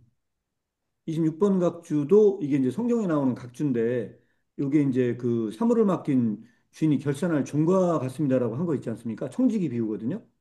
여기에서는 굉장히 중요합니다. 왜 굉장히 중요하냐? 이 고백의 때는 가장 연관되는 게 뭐냐면 존재론적 책임이 부과되는 장소입니다. 제가 봤을 때는 이 해석이 뭐냐? 그래서 지난번에 한번 말씀드렸다시피 responsibility와 accountability의 차이입니다. 여기서 말하는 거는 일종의 어카운터빌리티다. 내가 마지막에 나의 존재 전체를 설명해야 할 책임이거든요. 그런데 이거를 제가 왜 말씀을 드리냐? 이것도 이 설명해야 될 책임도 약간 어떤 그런 종말론적인 미래적 현상이라기보다는 이게 신학적인 이슈로 얘기하자면 이것도 키르케오는 현존으로 땡겨온 것 같은 느낌이에요. 그러니까 내가 지금 고백하고 회개할 때 이때 존재론적인 책임이 지금 나타난다는 거예요. 지금. 저 미래의 어떤 심판받을 날에 그걸 결산하는 게 아니고 지금 회개의 때, 이 회개의 때가 전지하신 분 앞에 매 순간 현존하고 계신다는 이야기는 그러니까 제가 그래서 이런 그 글 텍스트가 있기 때문에 저는 이 킬케오 텍스트가 약간 신학적인 텍스트로 이해를 해야지 음. 이게 이 관점 안 들어오면 이게 눈에 잘 안 들어오거든요. 그래서 저는 이게 약간 그런 그 어떤 이 종말론적 현존성이라고 하는 이 측면에 대한 것들이 작품 곳곳에 전 내재되어 있다고 생각을 하거든요. 그런데 이런 텍스트들을 아무도 안 읽어. 기독교인들 중에 이런 걸 읽고 논의하는 사람이 없다 보니까 아마 지금 저희들 공부하는 이게 굉장히 어떻게 보면 중요한 공부일 수 있습니다, 이게. 저도 그런 생각이 들거든요. 이게 키르케고르 표현이 사실 너무 좋아가지고. 근데 결국 이제 키르케고르는 이제 자기가 물론 그렇게 했겠지만은 실질적으로 이제 어떻게 변화할 것이냐 이 부분에 포커스를 엄청 많이 맞추고 되게 많이 실험을 한 것 같은 느낌이 많이 들거든요. 이제 그래서도 그런 게 많이 느껴지는데 사실 이제 우리가 기도를 통해서 하나님을 변화시키는 게 아니라 우리를 변화시키는다. 이런 말은 사실 저도 많이 들었는데, 근데, 정말 이렇게 표현을 이렇게 할 수 있구나라는 생각이 들더라고요. 이렇게 설명을 할 때. 그러니까 이제, 예를 들면 고백하는 사람이 사물을 맡긴 주인에게 결산한 그 종과 같지 않다, 사실은. 요게 이제, 왜냐면 주인은 그, 항상 있지 않으니까. 사실 그 주인을 위해서 사실 결산하는 건데. 네, 근데 이제 하나님은 매 순간 현존하기 때문에 네, 사실 그분을 위해서 우리가 결산한다는 건 사실 의미가 없는 것이고 네, 실제 그러면 우리가 결산하고 고백하는 거는 그건 결국 나를 위한 거다. 내가 어떤 마음으로 살고 있는지 심지어 여기 계산하는 순간조차도 어떻게 활용해야 되는지를 활용하고 있는지를 설명해야 할 정도로 사실 우리가 고백과 기도라고 하는 거는 어떤 의미에서 보면 하나님을 위한 게 아니라 사실 우리를 점검하기 위한 그런 거다라는 뉘앙스로 지금 읽히더라고요. 읽어보니까. 그래서, 그런 것도 그렇고, 그래서 이제 키르케고를 쭉 이야기하면서 그 기도가 하나님 변화시킬 수 없는 건 맞다. 하나님 변화시키지 못한다. 그런데 기도는 사실 우리를 위한 장치라는 거죠. 우리를 점검하기 위한 장치. 뭐 이런 식으로 이야기를 이제 하고 있고, 그렇다는 그 논리를 이어서 얘기하면 하나님은 당신의 고백 가운데 어떤 것도 찾지 않습니다. 다만 고백하는 자가 찾아냅니다. 전제하신 분께 고백함으로써 당신이 먼저 발견하게 되는 것은 많은 것을 마음속에 은밀하게 숨기고자 했던 당신 자신입니다. 이런 얘기 나오지 않습니까? 그러니까 결국 기도와 고백을 통해서 우리는 우리 스스로를 찾을 수 있다라는 네, 얘기가 되는 거니까 이것도 되게 좀 정말 어떤 의미에서 보면 신학적이고 네, 신학적으로 되게 논리적인 거죠, 사실은. 맞습니다. 근데 이제 제가 우리가 지금 그거 읽고 있지 않습니까? 죽음이 이른 데 그거 읽으면서 제가 이제 계속 들었던 생각 중에 아까도 이제 말씀드렸지만 들었던 생각 중에 하나가 그러니까 진정한 자기 자신을 어떻게 발견하느냐. 그게 되게 과제일 것 같더라고요. 그 책을 이제 죽음에 이르는 병을 계속 읽다 보면 그럼 결국은 이제 모든 문제가 진정한 자기 자신과 그다음에 그 자아라고 하는 자기 자신이 여기서 이제 드러나는 엇갈림이 있잖아요. 네, 그러니까 진정한 자기 자신에게서 도피하는 거든지 아니면 네, 진정한 자기 자신을 늘 견딜 수 없으니까 자기 스스로의 힘으로 자기 스스로를 만들어 보겠다고 하는 그게 제가 볼 때 열정 같은 그런 거 아닌가 생각이 들거든요. 그게 이제 반항이든지 그냥 도피냐 반항이냐 이제 그런 문제들이 막 계속 벌어지는데 그 안에서 진짜 그러면 우리는 하나님이 설정한 자기 자신을 어떻게 찾아야 되지? 뭐 이렇게 이야기했을 때 지금 요 뉘앙스에서는 이거 기도와 고백 엄청 중요하다라고 맞습니다. 하는 거. 여기서는 예, 그리고 해답으로 얘기하면 기도인 거죠, 기도. 그렇죠. 기도와 고백이 엄청 중요하고 또 뒤에 가면 이제 마음의 청결이라는 개념이 나오는데 요거는 이제 뭐 뒤에 가면은 네, 이야기가 나올 것 같고요. 그거는 그때 가서 또 계속 이야기를 하면 될 것 같고, 그리고 이제 우리 앞에서 이야기했던 그 이제 후회 있지 않습니까? 후회와 네, 회개, 후회와 반성. 그러니까 후회와 회개라고 하는 그것도 네, 되게 중요한 이제 이게 논리가 쭉 이어지는 되게 중요한 지점이라는 생각이 들거든요. 그 키르케고르가 한 얘기 중에서 이제 앞에서 부르는 게 희망이고 뒤에서 부르는 게 이제 후회와 반성인데 일종의 후회와 회개인데 네, 그 앞에서 부르는 희망이 아까 여기서 이야기하는 열정 같은 그런 뉘앙스로 저 느껴지더라고요. 네. 근데 앞에서 부르는 게 희망이고 뒤에서 부르는 게 이제 그 후회와 이제 그런 회개인데 물론 이제 둘 다 필요한데 이제 키르케고르가 이야기할 때 그렇지만 중요한 건 후회와 희망이 더 중요하다. 후회와 희망 이렇게 뉘앙스를 그쪽에다 조금 더 방점을 두고 그러면서 이제 후회와 희망 이제 후회와 회개 이야기하면서 이제 침묵과 고백과 그 다음에 회개를 이야기하고 쭉 이렇게 이제 연결이 되어지니까 마음의 청결 이런 식으로 연결이 되어지니까 이제 그런 것도 되게 중요하지 않나 이런 생각이 들더라고요. 그래서 그, 되게 예, 저, 이게 생생하게 구체적으로 이야기할 때 되게 좋았습니다. 이게 그리고, 기도는 한 우리를 변화시키는 거다, 우리를 찾는 거다. 예, 게요. 제가 주석을 예, 좀 다룰게요. 이 책에 예, 대한 주석을 달면요. 49페이지에 뭐라고 얘기를 하냐면, 맨 마지막에요. 먼저 이 고백의 때를 잊어봅시다 그랬거든요. 음, 이 고백의 때를 잊어봅시다 해놓고서 두 마음을 품는 것부터 살펴보자 그랬거든요. 그래서 다음 장부터 나오는 굉장히 두꺼운 내용들은요. 다 두 마음만 이야기를 하는 겁니다. 음, 다 분열된 마음에, 이게 정상이 아니야. 세속적인 세계에서 완전 다 분열된 상태의 마음만 얘기를 하거든요. 그게 기도와 연관이 있어요. 기도에 제가 기도가 세 개의 섹션이 있다고 그랬잖아요. 그래서 앞에 기도문에 보면 오직 한 가지만을 품었던 삶이 되게 하여 주소서가 퍼스트 파트예요. 그러나 이런 식이 아니습니다. 죄가 그 사이에 껴들었습니다. 그랬거든요. 다른 말로 얘기하면 어떤 얘기냐? 다음 장 원 챕터부터 시작해서 나오는 그 모든 얘기는요. 죄 때문에 분열된 마음의 상태, 한 마음인 것처럼 보이는 그 마음의 상태가 어떻게 분열된 두 마음인지를 설명을 하는 겁니다. 그리고 나서 이 맨 마지막에 기도로 다시 종교를 짓거든요. 음, 굉장히 이게 책 구성이요. 기가 막힌 거예요. 왜? 이 기도문에서 그렇게 그런 얘기 하거든요. 처음과 끝이 같게 해달라는 그 기도를 그렇게 분열된 마음을 설명하고 맨 마지막에 똑같은 기도문을 만들어서 처음과 끝이 같게 이 책을 쓴 거잖아요. 그러니까 그런 관점에서 이걸 이해하셔야 되고요. 그래서 지금 이거 짧지만요. 사실은 굉장히 임팩트 있는 요 앞에 서문이요. 거의 핵심적인 내용을 설명하고 있는 내용이라고 보시면 될 것 같습니다. 여기까지요.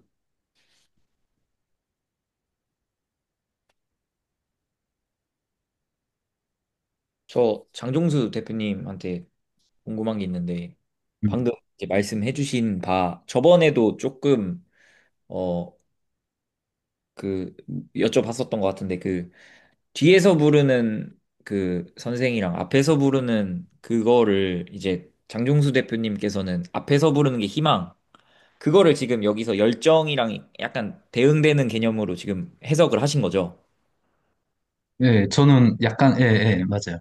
앞에서 부르는, 저는 이제 그렇게 봤었어요. 그때 해석할 때, 이제 앞에서 막 부르는 게 있고, 뒤에서 부르는 게 있지 않습니까? 근데 하나는 앞에서 부르는 건 희망과 같았고, 뒤에서 부르는 건 확실하게, 우리가 이제 통일을 본 거는 뒤에서 부르는 건 후회와 회개로 그러니까 후회와 이제, 회개를 그냥 아예 동류의 것으로 뒤에서 부르는 것으로 이렇게 보신 거고. 저는 뒤에 뉘앙스가 비슷해 보이더라고요. 근데 사실 둘 다 필요한 것 같아요. 근데 둘 근데 다. 여기서는요, 예, 예, 여기 그러니까, 책에서는 명확하게 얘기를 하거든요. 어떻게 나오냐면, 후에는 악에서 나오라고 뒤쪽에서 부르는 거고요.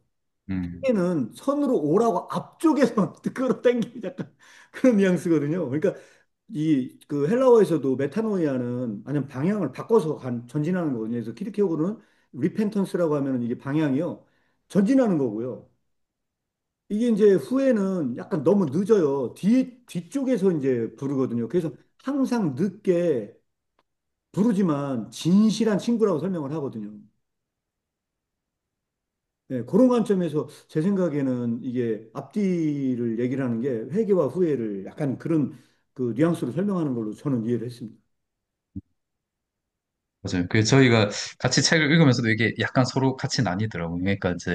그러니까 회개와 후회가 이제 앞과 뒤냐, 아니면 저는 이제 회개 후회가 뒤고 이제 희망이 앞이라고 봤는데 그거 나중에 같이 또 같이 이야기 한번 그게 해보시죠. 예, 31쪽에 읽으면서. 나와요. 네. 31쪽에 보면은 한 음, 안내자는 선으로 오라고 앞에서 불러요.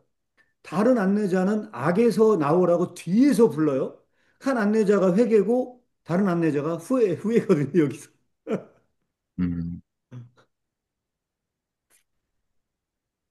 근데 이제 저도 읽으면서 뭐 저번에 얘기하긴 했는데 장종수 대표님 말씀하신 그 해석이 또 완전 아닌 거는 아니라고 저도 생각이 들거든요. 저도 이거 읽으면서 되게 아리송해가지고 음, 확실하게 이게 저도 처음에 그냥 읽었을 때는 이창호 목사님 방식으로 읽다가 근데 또 약간 100% 그게 맞다고 완전히 단정 짓기가 좀 애매하게 이 사람이 글을 써놔가지고 음, 음. 그런 게 좀 있는 것 같아요.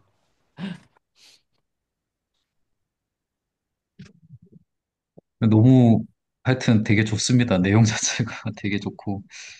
네. 아까 저는 열정 그것도 되게 좋더라고요. 아까 요한 형제님 물어보신 거. 그 네. 부분도.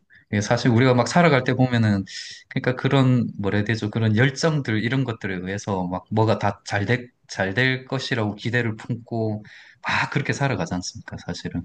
근데 그런 게 일종의 자기 기만일 수 있다라고 여기에 이야기가 되고 있고 하니까. 근데 이제 그런 뭐 이게 잘 될 수 있다는 그 열정이 또 어떤 의미에서 보면은 그거잖아요. 그 제가 볼 때는 그 아까 죽음에 이르는 병에서 그게 일종의 하나의 도피일 수도 있고 반항일 수도 있는 어떤 의미에서 보면 반항 같은 거 있지 않습니까? 그러니까 내가 내 자신을 받아들이지 못하기 때문에 내 힘으로 내 스스로를 계속 만들려고 하는 거기서 나오는 엄청난 에너지 있잖아요. 그게 또 사실 어떤 의미에서 보면은 열정이기도 하고 근데 이제 그게 그러면은 내 스스로 힘으로 막 만들어가는 거는 이제 반항인데 그 반항이 실제로 보면 또 자기 자신으로부터 일종의 또 도피일 수도 있지 않습니까?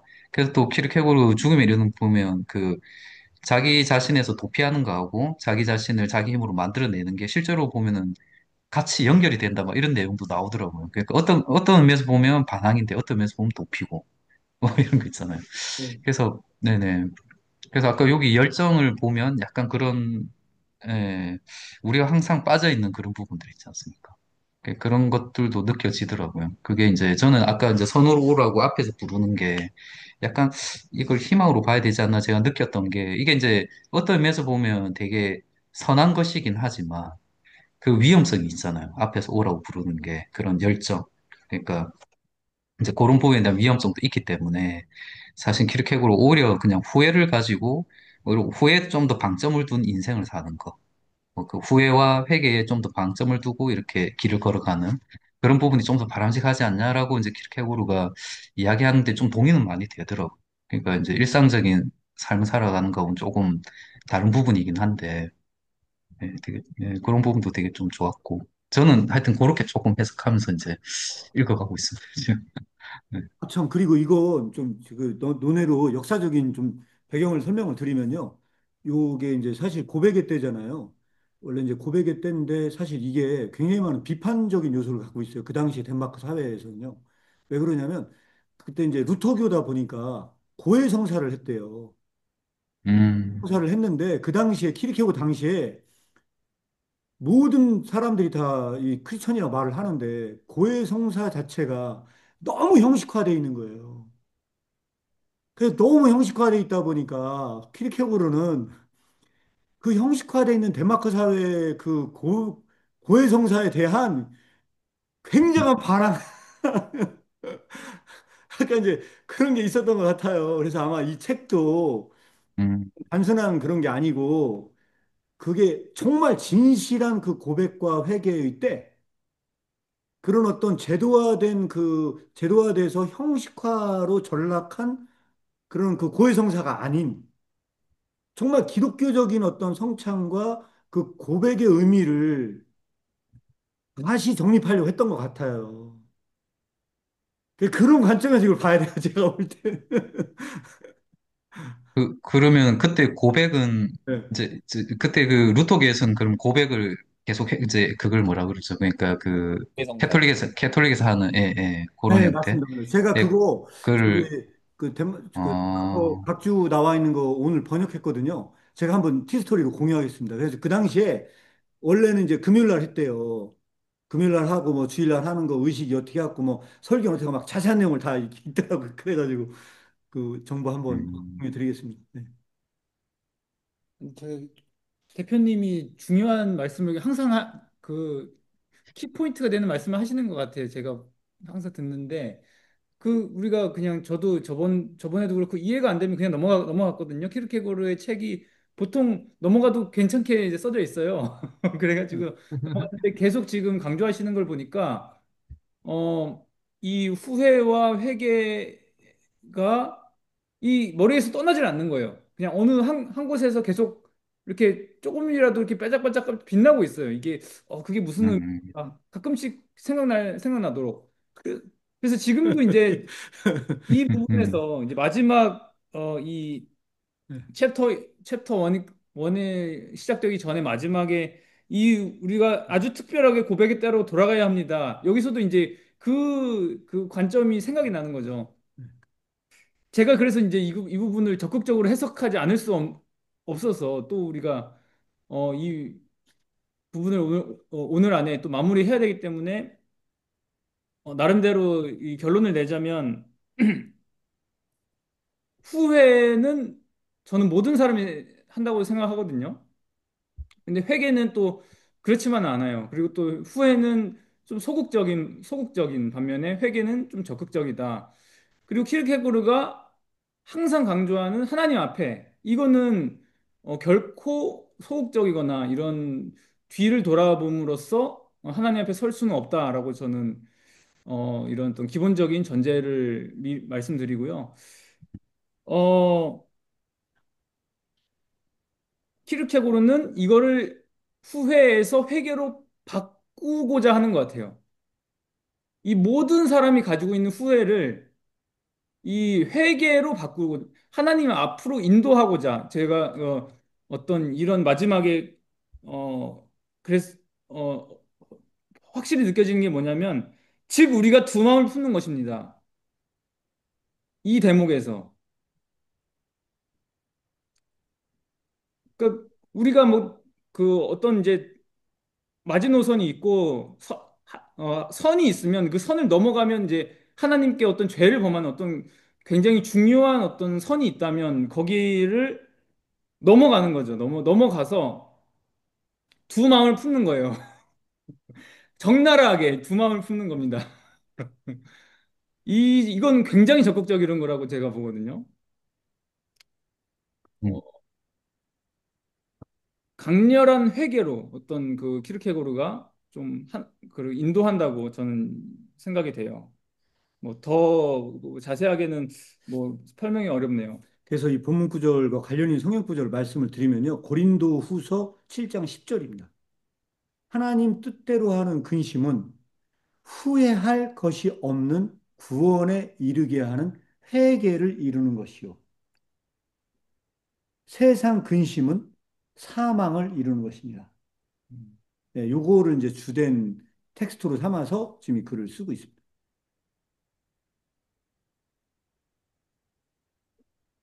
저는 아까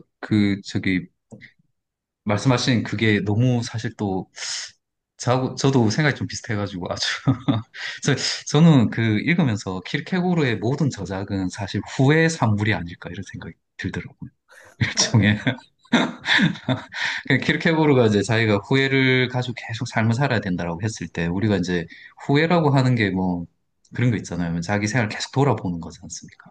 그런 후회, 좀 더 잘할 수 없었을지 자기를 계속 점검하면서 계속 그런 일종의 이제 뒤에서 부르는 그 후회와 함께 계속 그 삶을 살아가는 거죠. 살아는 가는데 계속 그 후회를 가지고 살아가다 보면 언젠가는 진정한 회개의 때에 이르게 된다는 표현도 여기 있었고, 그러니까 회개를 하게 되지만 후회를 통해서 이 회개가 더 이렇게 뭐라 해야 되나요? 더 깊어지고 진짜 진정한 회개의 때에 이르는 그런 과정들을 막 설명해 놓은 것 같아가지고 그래서 이렇게 막 조급증을 가지고 회개를 하고 그 안에서 내가 죄책감을 빨리 벗어버리고 뭐 그렇게 하는 일종의 조급증으로 하는 건 회개가 아니다.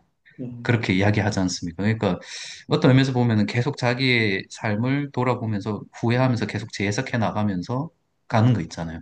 그런 마음을 가지고 쭉 살아가다 보면 진짜 진정한 회개에 이룰 수 있는 것이고 뭐 그런 거 아니었을까 하는 생각이 들어서 저는 키르케고르의 저작들도 그런 일종의 하나의 후회의 그런 산물들이지 않나 뭐 이런 생각도 들기도 하고 그랬었어요.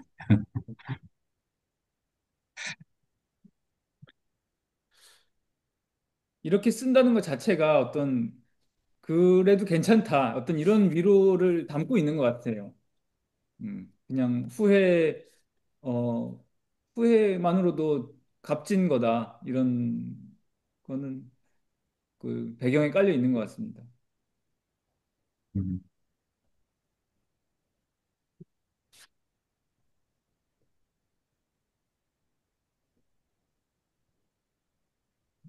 네, 저기 늦게 들어오셨는데 홍석진 목사님도 저기 어떻게 한 말씀 좀 부탁드리겠습니다. 뭐 무슨 말을 그 한번 저기 저 코멘트 하나 해주시면 좀 도움이 될 것 같기도 하고. 네.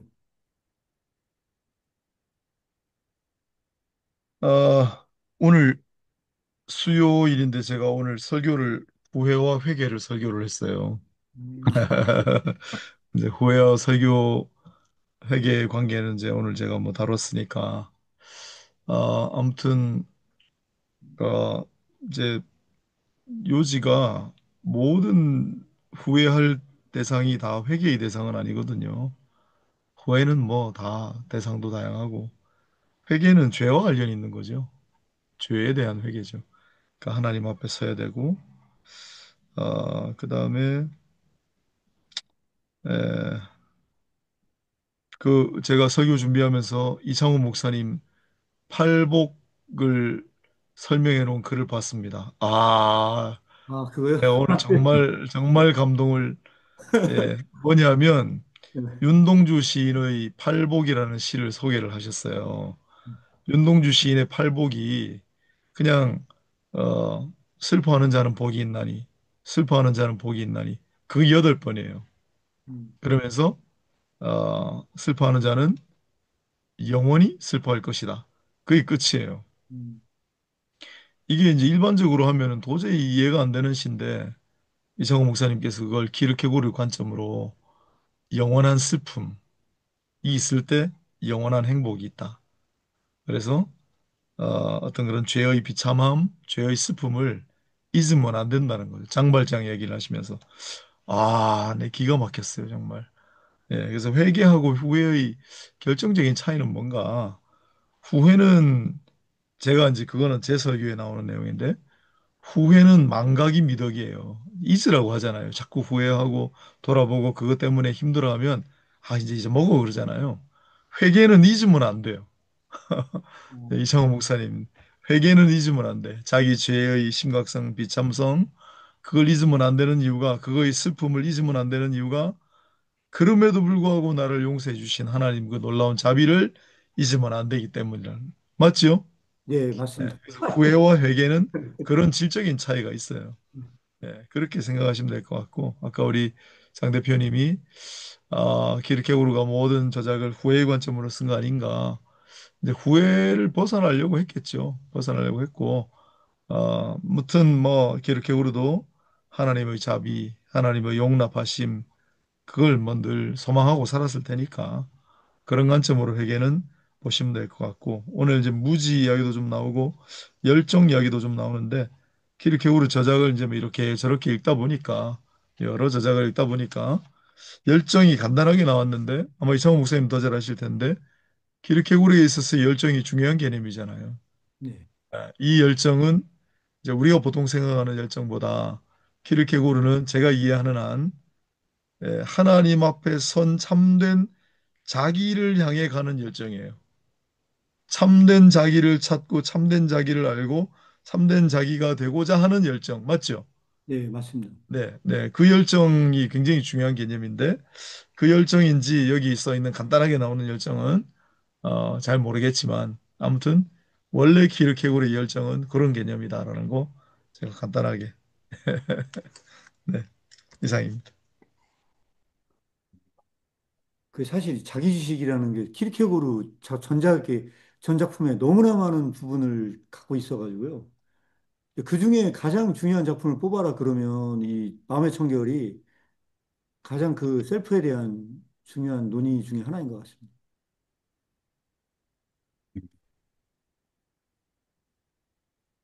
이런 것들이 네. 또 그러니까 뭐 결국에는 하나님만 네. 이렇게 하나님 앞에 서는 것으로 이제 정리를 했지만, 음,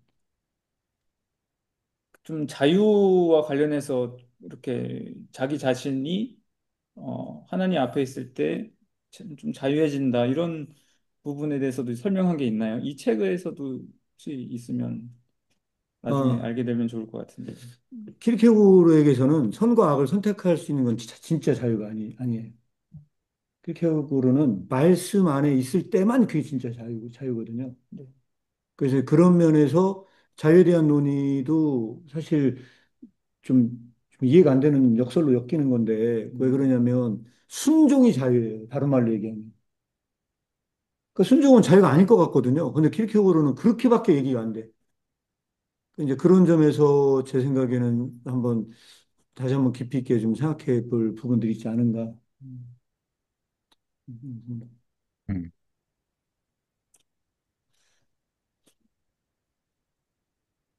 그리고 여기 기도하는 자가 하나님을 변화시키지 못하고 기도는 이제 기도하는 자를 변화시킨다라고 해. 이 부분을 되게 많이 들었던 그런 내용인데 또 한번 읽으면서 어떤 생각이 들었냐면은 그 보통 하나님을 이제 태양으로 많이 비유를 하잖아요. 그래서 이제 빛을 하나님의 어떤 현전으로 비유를 많이 하고 하나님의 에너지를 이런 열로 많이 비유를 하는데 되게 괜히 이런 비유를 한 게 아니구나라는 생각이 많이 들었어요. 그러니까 어, 태양도 모든 사람에게 공평하게 햇빛을 이렇게 내리잖아요. 근데 그 햇빛이 싫어서 그냥 그늘로 도망간 사람한테 쫓아가서 빛을 쏘진 않죠. 그 태양이. 그 사람의 어떤 자유의지니까 그거는. 그래서 하지만 그 그늘에서 나와서 언제든지 태양을 향해 다가가는 사람은 태양은 또 거절하지 않잖아요. 절대로. 그리고 그 또 이런 부분에 있어서 또 이쪽에서 본문에서 나오는 내용처럼 태양은 우리한테 휘둘리지 않잖아요. 우리가 빛을 좀 약하게 해달라고 해서 약하게 뜨지 않죠. 결국 자기의 뜻을 이루고야 말잖아요. 태양. 그래서 그런 면에서 되게 하나님이랑 비슷하다 이런 생각 많이 들었던 것 같아요. 네.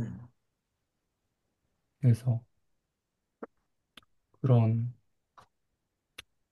아니, 이거 자체가 보면 두 마음을 품는 것 자체가 마음에 대한 얘기만으로도 어려운데 두 마음에 대한 얘기로 가니까 어려워요. 이런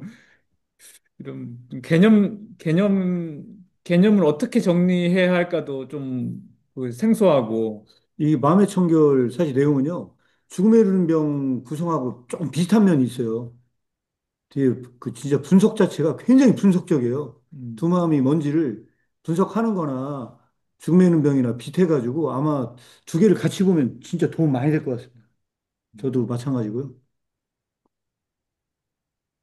죽음 제가 도 이런 네, 걸 하는구나. 네, 질문 하나 어, 있는데 네, 이게 조금 철학적인 질문일 수 있는데 여기 이제 그 다음 뭐 장부터 해서 계속 나오겠지만 아까 이창호 목사님이 그 요거 책에 대한 주석이라고 하면서 설명해 주셨잖아요. 이제부터 두 마음에 대해서 다룰 거라고. 네, 근데 여기서 키르케고르가 얘기하는 게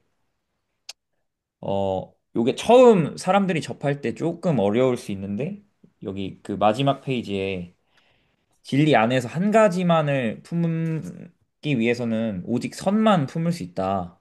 네, 그러니까 선 외에는 다른 어떤 것이든 내가 그거를 한 가지만 품는다고 했을 때 예를 들어서 뭐 내가 뭐 권력을 대상으로 한다든지 아니면 돈을 대상으로 한다든지 그거 하나만을 내가 한 가지라고 품는다고 할지라도 사실 내밀하게 들여다보면 그것이 한 가지가 결코 될 수 없다 하는 게 키르케고르의 주장인 것으로 보이거든요. 근데 그게 저는 좀 이렇게 생각을 하다가 들었던 의문이 그 내 마음 안에 품을 수 있는 게 하나님 혹은 선 외에 다른 것들을 한 가지로 품을 수 없다라는 것이 이게 논리적으로 설명이 가능한 것인지 아니면은 그냥 교리적인 것인지 그런 좀 고민? 생각이 좀 들더라고요. 네, 연관되는 질문이 그 죽음에 이르는 병에서도 키르케고르가 죄라는 것은 논리적으로 설명할 수 없고, 그러니까 실족이라는 것을 제거할 수 없다. 그러면서 죄가 교리다. 교리로서 주어진 것이지 그게 어떤 논리로서 설명될 수 있는 것이 아니다라는 식으로 설명한 것으로 제가 기억을 하거든요. 죽음에 이르는 병에서. 네. 그래서 이 한 가지만을 품는다라고 하는 그 개념 자체가 이것도 한 어떤 기독교적인 교리의 측면에서 이거를 받아들여야 되는 건지 아니면은 뭔가 내가 논리로서 이해를 해야 되는 건지 약간 그런 생각도 좀 들더라고요. 조금 어려운 이야기일 수 있는데. 아, 근데 죽음에는 병도 그렇고요. 이 책도 그렇고, 킬케고르를 비판하는 분들이 뭐 갖고 비판하냐면 이걸 비판하거든요. 킬케고르는 객관적인 지식이나 이성을 엄청 비판하거든요. 정작컨대 본인이 쓴 글은 굉장히 논리적이고 굉장히 객관적으로 글을 써. 그거 갖고 이제 비판하시는 분 글을 본 적이 있거든요. 그러니까 그 정도로 현상에 대한 분석은 굉장히 논리적이거든요. 그러니까 이 책도 마찬가지거든요, 사실은요. 그러니까 그런 관점에서 이해한다고 하면 제가 봤을 때는 그 한 가지를 다른 것을 품는 게 다 한 가지인 것처럼 보이지만 다 두 마음이라고 하는 거를 진짜 기막히게 논리적으로 분석을 하거든요. 근데 어떻게 선만을 품을 수가 있느냐? 딴 건 다 두 마음이랑 어떻게 설명이 될 수 있느냐라고 하는 게 읽다 보면 다 이해가 되거든요, 저는. 다 이해가 되고 굉장히 논리적으로 잘 설명을 해놨어요, 그걸. 그래서 한번 아마 구체적으로 보게 되면은 아마 더 느낌이 오지 않을까 이렇게 생각이 듭니다. 그게 저도 이제 요거를 아예 안 읽어본 게 아니라 한번 읽어봤잖아요. 저도 개인적으로 읽었을 때 뭔가 직감적으로는 와닿는데 이게 그냥 저희가 기독교 신자니까 이해할 수 있는 그 범주랑 네. 비 기독교인이 읽었을 때 이거를 받아들일 수 있을지를 그냥 생각을 한번 해보면서 읽었을 때 그럴 수 없을 것 같다라고 또 생각이 저는 들었거든요. 그러니까 또 사실 마음의 청결 자체는 또 기독교 강화집이니까 그럴 수 있는데 죽음에 이르는 병 같은 경우에는 네. 비기독교인 분들도 그래도 많이 읽으시잖아요. 네. 그래서 좀 그런 측면에서 그냥 이게 교리적인 내용이 아닌가 그런 생각이 들더라고요. 제가 그 죽음에 그, 이르는 병이 있어서 그냥 여기 이런 내용이 있어서 한번 읽어볼게요. 제가 요게 절망은 죄라는 그 2부의 1장 내용인데 즉 오직 신의 계시만이 죄가 무엇인지를 밝혀줄 수 있다는 사실에서 출발한다. 즉 죄란 인간이 올바른 것을 이해하지 못했다는 것이 아니라 올바른 것을 이해하고자 하지 않았다는 것 혹은 그것을 원하지 않았다는 것에 있다는 것이다. 하고 쭉 넘어가서 또 그런데 누군가 이런 기독교적인 것을 개념적으로 이해할 수 있을까? 결코 불가능하다. 기독교적인 것이란 실로 이런 것이다. 그렇기 때문에 개념적으로 이해하고자 한다면 그것은 좌절을 야기한다. 기독교적인 것은 믿어야만 한다. 인간이 이해할 수 있는 것은 인간의 영역에 있는 것들 뿐이다. 신적인 것에 대한 인간의 관계는 신앙뿐이다. 이런 식으로 이야기를 해요. 그건요. 네. 그건 제가 이해한 방식대로 말씀을 드리잖아요. 아, 네네. 킬케고르는 죄에 대한 건요. 절대 계시 없이는 기독교적인 죄의 개념에 들어올 수 없다고 설명을 합니다. 모든 건 전부 다 계시 지식이거든요. 그거를 한마디로 얘기하면 하나님 앞에 서는 겁니다. 하나님 앞에 섰을 때만 인식되는 그 죄 자체가 계시로 들어오는 거거든요. 그러면 그건 뭘로 설명을 해야만 하느냐? 개념으로 파악되는 게 아니고 믿었을 때 체험되는 것. 내가 그 경험되는 것으로 봐야 될 것 같아요. 그래서 제가 그런 말씀을 드린 거잖아요. 그 불안의 개념에서도 무슨 얘기를 하는 거냐면 그리스적인 영혼의 개념은 개념으로만 파악을 해. 왜 키르케고가 이거를 비판을 하느냐? 개념으로 설명을 하려고 하는 게 아니에요. 영혼을. 영혼이 시간 안에서 경험되는 것으로 영혼을 설명하려고 하니까 그게 복잡해. 영혼이 어떻게 경험되냐는 거예요. 그런데 그 불안의 개념에 나와 있는 그 얘기가 그대로 마음의 청결에 그 영혼 개념이 들어오거든요. 그러면 이 영혼 개념이 들어와. 영혼이 경험이 되는 현상으로 나타난다는 거거든요. 이게 뭐냐? 이게 순간이라는 거예요. 영혼이 경험되는 것으로 나타나면 시간 안에 순간으로 들어오는데 시간 안에 들어오는 순간을 신앙적으로 풀면 이거야라고 하는 게 후회와 회개의 때야. 그러니까 다른 말로 얘기하면 뭐냐? 키르케고르에게서 영혼을 경험되는 그 현상적인 걸 설명해봐. 라고 하면 그게 후회와 회개의 때로 설명이 되는 거예요. 그것은 영혼의 경험이에요. 근데 이건 말로 표현이 안 돼. 그래서 이게 뭐냐? 표현 불가능한 거예요. 이건 내가 말로 설명이 안 돼. 근데 그 표현 불가능한 거를 어떤 방법으로든 설명을 하는데 그게 문학적으로 지금 설명을 하고 있는 거예요. 제가 봤을 때는. 근데 그런 관점에서 이해를 해야 되지 않을까 하는 게 제 개인적인 생각입니다. 그러니까 네, 키르케고르는 네, 어떤 이제 계시되는 네, 부분이 이해될 수 있는 반면에 네. 그렇지 않은 어, 그, 그 이외의 부분에 대해서는 이해될 네. 수가 없다. 그런 두 제가 부분을 말하는 거네요. 이거를요, 제 말로 얘기하면 이렇게 말씀드릴 수 있어요. 칸트는 순수이성과 실천이성을 말을 했거든요. 철학적으로 설명을 하면요. 근데 딜타이라는 사람이 있어요. 그 딜타이라는 사람은 뭐라고 얘기를 했냐면 철학사에서 칸트는 순수이성과 실천이성을 얘기했는데 그걸로 파악되지 않는 이성이 있대요. 그래서 저기 삼체험 표현 이해라는 책에서 딜타이가 뭐라고 얘기를 하냐면 그게 역사이성이래요. 역사이성의 과제란 뭐냐? 그런 시간성 안에서만 인식되는 객관화된 지식이 존재한대요. 그러면 여기서 키르케고로 설명하면 어떻게 설명을 해야 되냐? 실천이성이나 순수이성이나 역사이성으로 파악되지 않는 이성이 존재해야 된다고 얘기를 해야 돼. 그걸로 파악되지 않는 이성이 있어요. 다른 걸로 깨달아지는 이성이 있거든요. 그게 뭐냐? 계시 이성이에요. 계시 이성. 필격으로 이거를 만약에 그런 논조로 설명을 한다 그러면요. 믿음으로 점프했을 때 그 계시 사건으로 들어오는 내가 이해가 있어. 이해가 안 되는 게 아니고 이해가 있거든요. 근데 이거는 직접 전달이 불가능해. 그래서 항상 간접 전달을 말할 수밖에 없는 이유가 뭐냐면 거듭난 자에게만 이해되는 지식이 있어. 근데 그 사람은 다 이해가 되거든요. 근데 이거를 다른 사람에게 전달은 안 돼. 표현은 안 돼. 그 표현해 줄 수는 없어. 그 나는 알아 그걸. 근데 설명은 안 돼. 내가 아는 것과 모르는 것을 좀 명확히 네, 하는 게 중요한 것 같고요. 근데 네, 그거에 지금 네. 이번 오늘 주제에서 두 마음을 품어보자. 그게 약간 그걸 명확히 해보자. 그런 뜻으로 좀 이해도 할 수 있을 것 같습니다. 제 생각엔 준희 형제가 읽어줬던 그 구절을요. 약간 이런 논조로 이해를 해야 될 것 같아요. 제가 볼 때. 저도 그러니까 이게 앞에서 또 아까 장종수 대표님이 잘 설명해 주셨는데 나그네랑 고백하는 자가 지금 우리가 비교해서 네, 내용이 나왔었는데 사실 그 나그네에서 고백하는 자로 넘어가는 그거는 계시가 아니고서는 불가능한 게 아닌가? 그런 생각이 들더라고요. 그러니까 이게 어떤 설명과 설득으로 어떤 이런 거를 얻을 수 있는 그게 아니라 뭐 말하자면 약간 칼빈주의 개념 같은 건데 진짜 은혜를 강력하게 내가 딱 마주할 때라야 비로소 내가 그 나그네에서 그 하나님 앞에 서서 네, 그 침묵으로 하나님 앞에 그렇게 나아갈 수 있는 게 아닌가? 약간 이런 생각이 들더라고요. 네,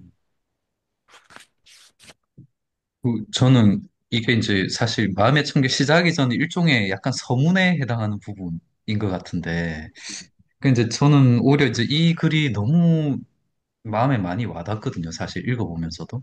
그래서 일종의 우리의 이제 신앙생활이나 믿음 생활이라고 한다 했을 때 그것에 대한 아주 가장 핵심적인 부분들을 좀 설명하고 있는 것 같다, 짧아도. 왜냐하면 이게 제목이 보면은 이제 그 첫 번째가 인간과 영원이었잖아요. 첫 번째가 영원, 그 다음에 후회 부름, 그 다음에 11시, 그 다음 회개, 그 다음 오늘 했던 준비 고백이거든요.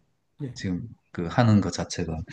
그래서 만약 신앙생활을 한다라고 했을 때, 이제 이 책을 보면서 이제 그런 거 있지 않습니까? 그러니까 느낀 게 우리가 다 수많은 자기 기만에 빠져 있는 거 예, 있잖아요. 근데 이 자기 기만이 죽음에 이르는 병에서 보면 사실 절망이지 않습니까? 절망. 예, 맞습니다. 죽음에 이르는 병, 절망, 그게 엇갈림, 그게 사실은 어떤 면에서 보면 자기 기만이잖아요. 진정한 자기 자신을 예, 모르고 있는 거, 찾지 못하고 있는 거. 근데 이 자기 기만 속에서 자기 자신을 찾는 방법이 키르케고르 아주 중요하다고 생각하는 것 중에 하나가 후회와 회개 부분 있잖아요. 그러니까 두 가지가 있는데 아까 저는 이제 그렇게 해석했는데 하나는 희망, 하나는 후회, 회개. 그렇지만 그럼에도 불구하고 이제 후회와 회개가 정말 중요하고 그리고 이제 이 후회와 회개가 지금 나오는 것처럼 기도나 고백 이런 것들을 통해 가지고 결국은 자기 자신을 찾을 수 있는 거 있잖아요. 자기 자신을 찾을 수 있는 게 이제 여기 보면은 후회 회개, 그다음 기도 고백, 그다음에 마음의 청결. 네, 이런 게 실제로는 계속 키워드로 이야기를 하는 것 같거든요. 진짜 자기 자신을 찾는다라고 하는 거는 예, 그러니까 아까 이제 기도와 고백을 통해서 우리가 자기 자신을 찾을 수 있고 그다음에 이제 또 한 가지만이 중요하다 한다면 마음의 청결. 우리가 마음의 청결이 있어야만 진짜 우리 자신을, 자기 기만을 떨쳐내고 우리 자기 자신을 찾을 수 있다. 이렇게 이야기하는 것 같거든요. 근데 이제 그것도 역시 마찬가지로 후회와 회개도 역시 그 맥락에서 보면 되게 중요하다는 생각이 들고요. 근데 이제 어쨌든 후회와 회개, 기도와 고백 그 근원에 있는 거는 사실 마음의 청결인 것 같거든요. 퓨리티라고 하는 부분들. 그래서 그게 있어야 자기 자신을 찾는 건데, 그럼 이제 후회와 회개 또는 이제 기도와 고백을 통해서 마음의 청결을 통해서 자기 자신을 많이 찾았다 하더라도 이 찾은 이 자기 자신을 구체화시키는 거는 사실 우리가 미래를 향해 나가면서 찾아야 되지 않습니까? 예, 그러니까 이제 이게 약간 저는 이제 약간 실존적으로 연결되는 부분인 것 같다는 저는 개인적으로 자꾸 이제 그런 느낌이 드는데 그러니까 미래를 향해서 계속 나가는 그 과정에서 자기 스스로를 계속 구체화시키는 그거를 오히려 그런 고차원적인 과제를 하는 게 주신 거 아닌가라는 생각이 들어가지고 이제 그 안에 들어가 이제 거기서 연관되는 게 희망과 같은 그런 부분인데 그거는 이제 그래도 어찌됐든 더 근원적인 거는 후회와 회개 뭐 이런 식으로 이야기하는 게 아닌가 이제 신앙생활 믿음생활 관련해가지고 그래서 그 그 장면, 이거하고 또 예, 연관되는 게 저는 두려움과 떨림 있잖아요. 그 공파 전율에서 나오는 그 두려움과 떨림. 거기서 무한한 체념, 부조리한 믿음, 그거 이야기하는 거하고도 되게 비슷한 것 같거든요. 그러니까 후회와 회개, 기도와 고백, 마음의 청결이 일종의 무한한 체념이라고 하는 개념 안에도 같이 들어갈 수 있는 거 아니냐는 생각이 들고 이미 하나님께 사실 다 내려놓고 순종하고 있는 그 상태 있잖아요. 완전히 무한히 체념한 상태. 그럼에도 불구하고 이제 부조리한 믿음을 통해서 미래를 나가잖아요. 그 아브라함이 나가는 것처럼. 예, 우리는 사실 그렇게 인간이라는 존재 그렇게 할 수밖에 없기 때문에 미래를 향해 나갈 수밖에 없기 때문에 그래서 그런 거하고도 좀 약간 일맥상통하는 거 아니냐 이제 이런 생각이 들어서 우리 이제 신앙생활 전체를 이야기할 때 요 첫 번째 장이 되게 중요한 느낌으로 많이 다가오네요. 제가 개인적으로 읽었을 때는 그러니까 되게 아름답게 묘사도 되게 잘해주는 거. 네. 저는 제가 볼 예. 때는 그래서 이 첫 장을 한마디로 얘기하면요, 뉴빙입니다. 새로운 존재의 탄생이 이게 새롭게 나아진 존재거든요. 그래서 그 야고보서에 보면은 음, 내가 그 진리로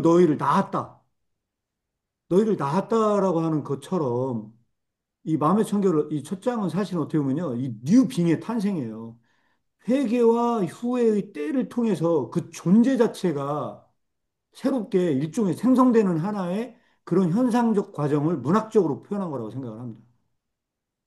기독교적인 용어로 얘기하면 거듭나는 거고요. 예. 다시 태어난 거거든요. 거듭나서 다시 태어난 상태. 예, 일종의 어떤 그런 과정을 가장 문학적이면서도 그냥 이렇게 아름다운 말로 표현하는 그런 느낌이에요. 아, 그 세아 백합에게 배우라 그것도 진짜 사실 읽으면서도 되게 쇼킹하고 너무 재밌었는데. 아, 근데 이거 첫 장 너무, 예, 저는 개인적으로는, 읽으면서도 참, 이 사람은 이런 마음으로 신앙생활을 했나 보다. 뭐 이런, 이 강아지 첫 번째지 않습니까? 사실 어떻게 보면. 그것도 이게, 그거지만요. 네. 킬케고르가 교회를 엄청 비판했잖아요. 음. 엄청 비판했는데도 빠짐없이 주일 예배 참여했대요. 그러니까 교회 안 나갔을 것 같은데 느낌이. 아니 그렇게 비판했으면 안 갔을 것 같은데 열심히 나갔대요. 그렇게 비판하면서도 꽉꽉 가가지고 예배드리고 다 했대. 누가 그러시던데 이게 현대 교회에서 이제 그런 아까 그거 있지 않습니까? 고해성사 하는 거. 그러니까 일종의 그런 이제 공중 앞에서 자신의 회개를 반성하는 부분 있잖아요. 그 고백. 그게 없어진 부분에 대해 되게 아쉬워하는 듯한, 이게 아쉬워하는 분들도 많더라고요, 의견도. 그래서 그런 전통이 좀 필요하지 않냐, 공개적으로 자신의 죄를 회개하고 고백하는 그런 거. 그거는 근데 아까 고백 보니까 그런 느낌 드네요. 킬케고르가 예. 그거를요 엄청 비판하는 텍스트가 또 있어요. 어, 밤의 청결에 보면 뭐라고 나오냐면 옛날에는 공중 앞에서 대중 앞에서 내가 믿는다고 얘기하는 건 목숨을 걸어야 하는 행위였대요. 내가 주는 믿습니다는 그 사람 가서 죽는다는 거예요. 그런데 시대가 변해가지고 오늘날 기독교에서 내가 예수 그리스도 믿습니다라고 얘기하는 건요. 모든 나라가 크리스천이 된 사회에서는 다른 건 의미했대요. 그러면서 그게 어떻게 그 내용이 전락했는가를 쭉 그런 시대적 관점에서 설명을 하면서 그러나 하나님께서는 대중 앞에서 내가 주님을 믿는 자라고 하는 고백을 요구하지 않았대요. 하나님께서는 인간의 내면성 속에서 내가 주님을 고백하는 것. 그렇게 대중 앞에서 사람들 보이는 앞에서 요구하지 않았다는 것. 그리, 이게 기독교 안에서 그게 은혜라는 거예요. 하지만 그런 얘기하면서 그 당시에 타락상을 딱 요약하면서 설명한 장이 있거든요.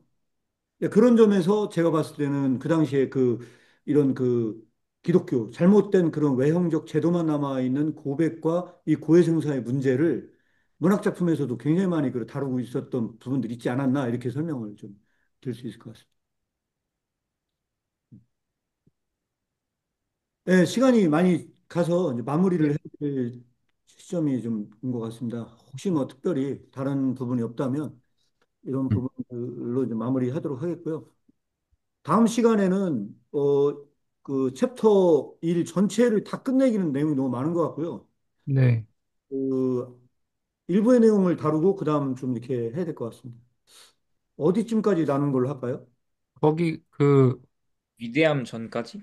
네네, 맞아요. 위대함 전까지 하면 될 것 같은데. 예. 그러면 자 다음 시간에 62페이지까지. 위리암 전까지 나누면 좋을 것 같은데 이 내용도 진짜 굉장히 중요한 많은 내용을 다루고 있습니다. 사실은 하나하나가 다 굵직굵직한 주제들이고 사실 다 이걸 가능하면 좀 쉬운 언어로 설명을 했으면 하는 좀 바람이 있습니다. 사실 이 공부가 아웃풋이 좀 있었으면 좋겠다. 개인적으로 좀 인풋만 하는 거 말고 이제 뭔가 좀 생산이 되면 좀 좋을 것 같다는 좀 판단이 들고 너무 이렇게 어렵게 쓰여지고 일반 접근이 좀 불가능한 부분이 있다 보니 좀 좋은 아이디어를 좀 공유해 주시면 좀 그 결과물이 좀 나올 수 있게 좀 많은 좀 관심 부탁드리겠습니다. 네.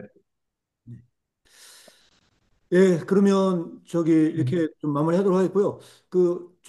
홍석진 목사님 좀 늦게 들어오셔서 잘 다시 한번 공지를 드려야 될 것 같은데 다음 시간부터는 이 모임 시간을 좀 변경을 했습니다. 수요일 날이 좀 모임이 좀 그럴 것 같다 그래서 목요일 저녁 8시로 이렇게 바꿨습니다. 예, 그래서 다음 주부터 그렇게 좀 진행하도록 하겠고 전체 공지를 하도록 하겠습니다. 예, 그러면 뭐 다른 특별한 것이 없다면 이걸 오늘은 마무리하도록 하겠습니다.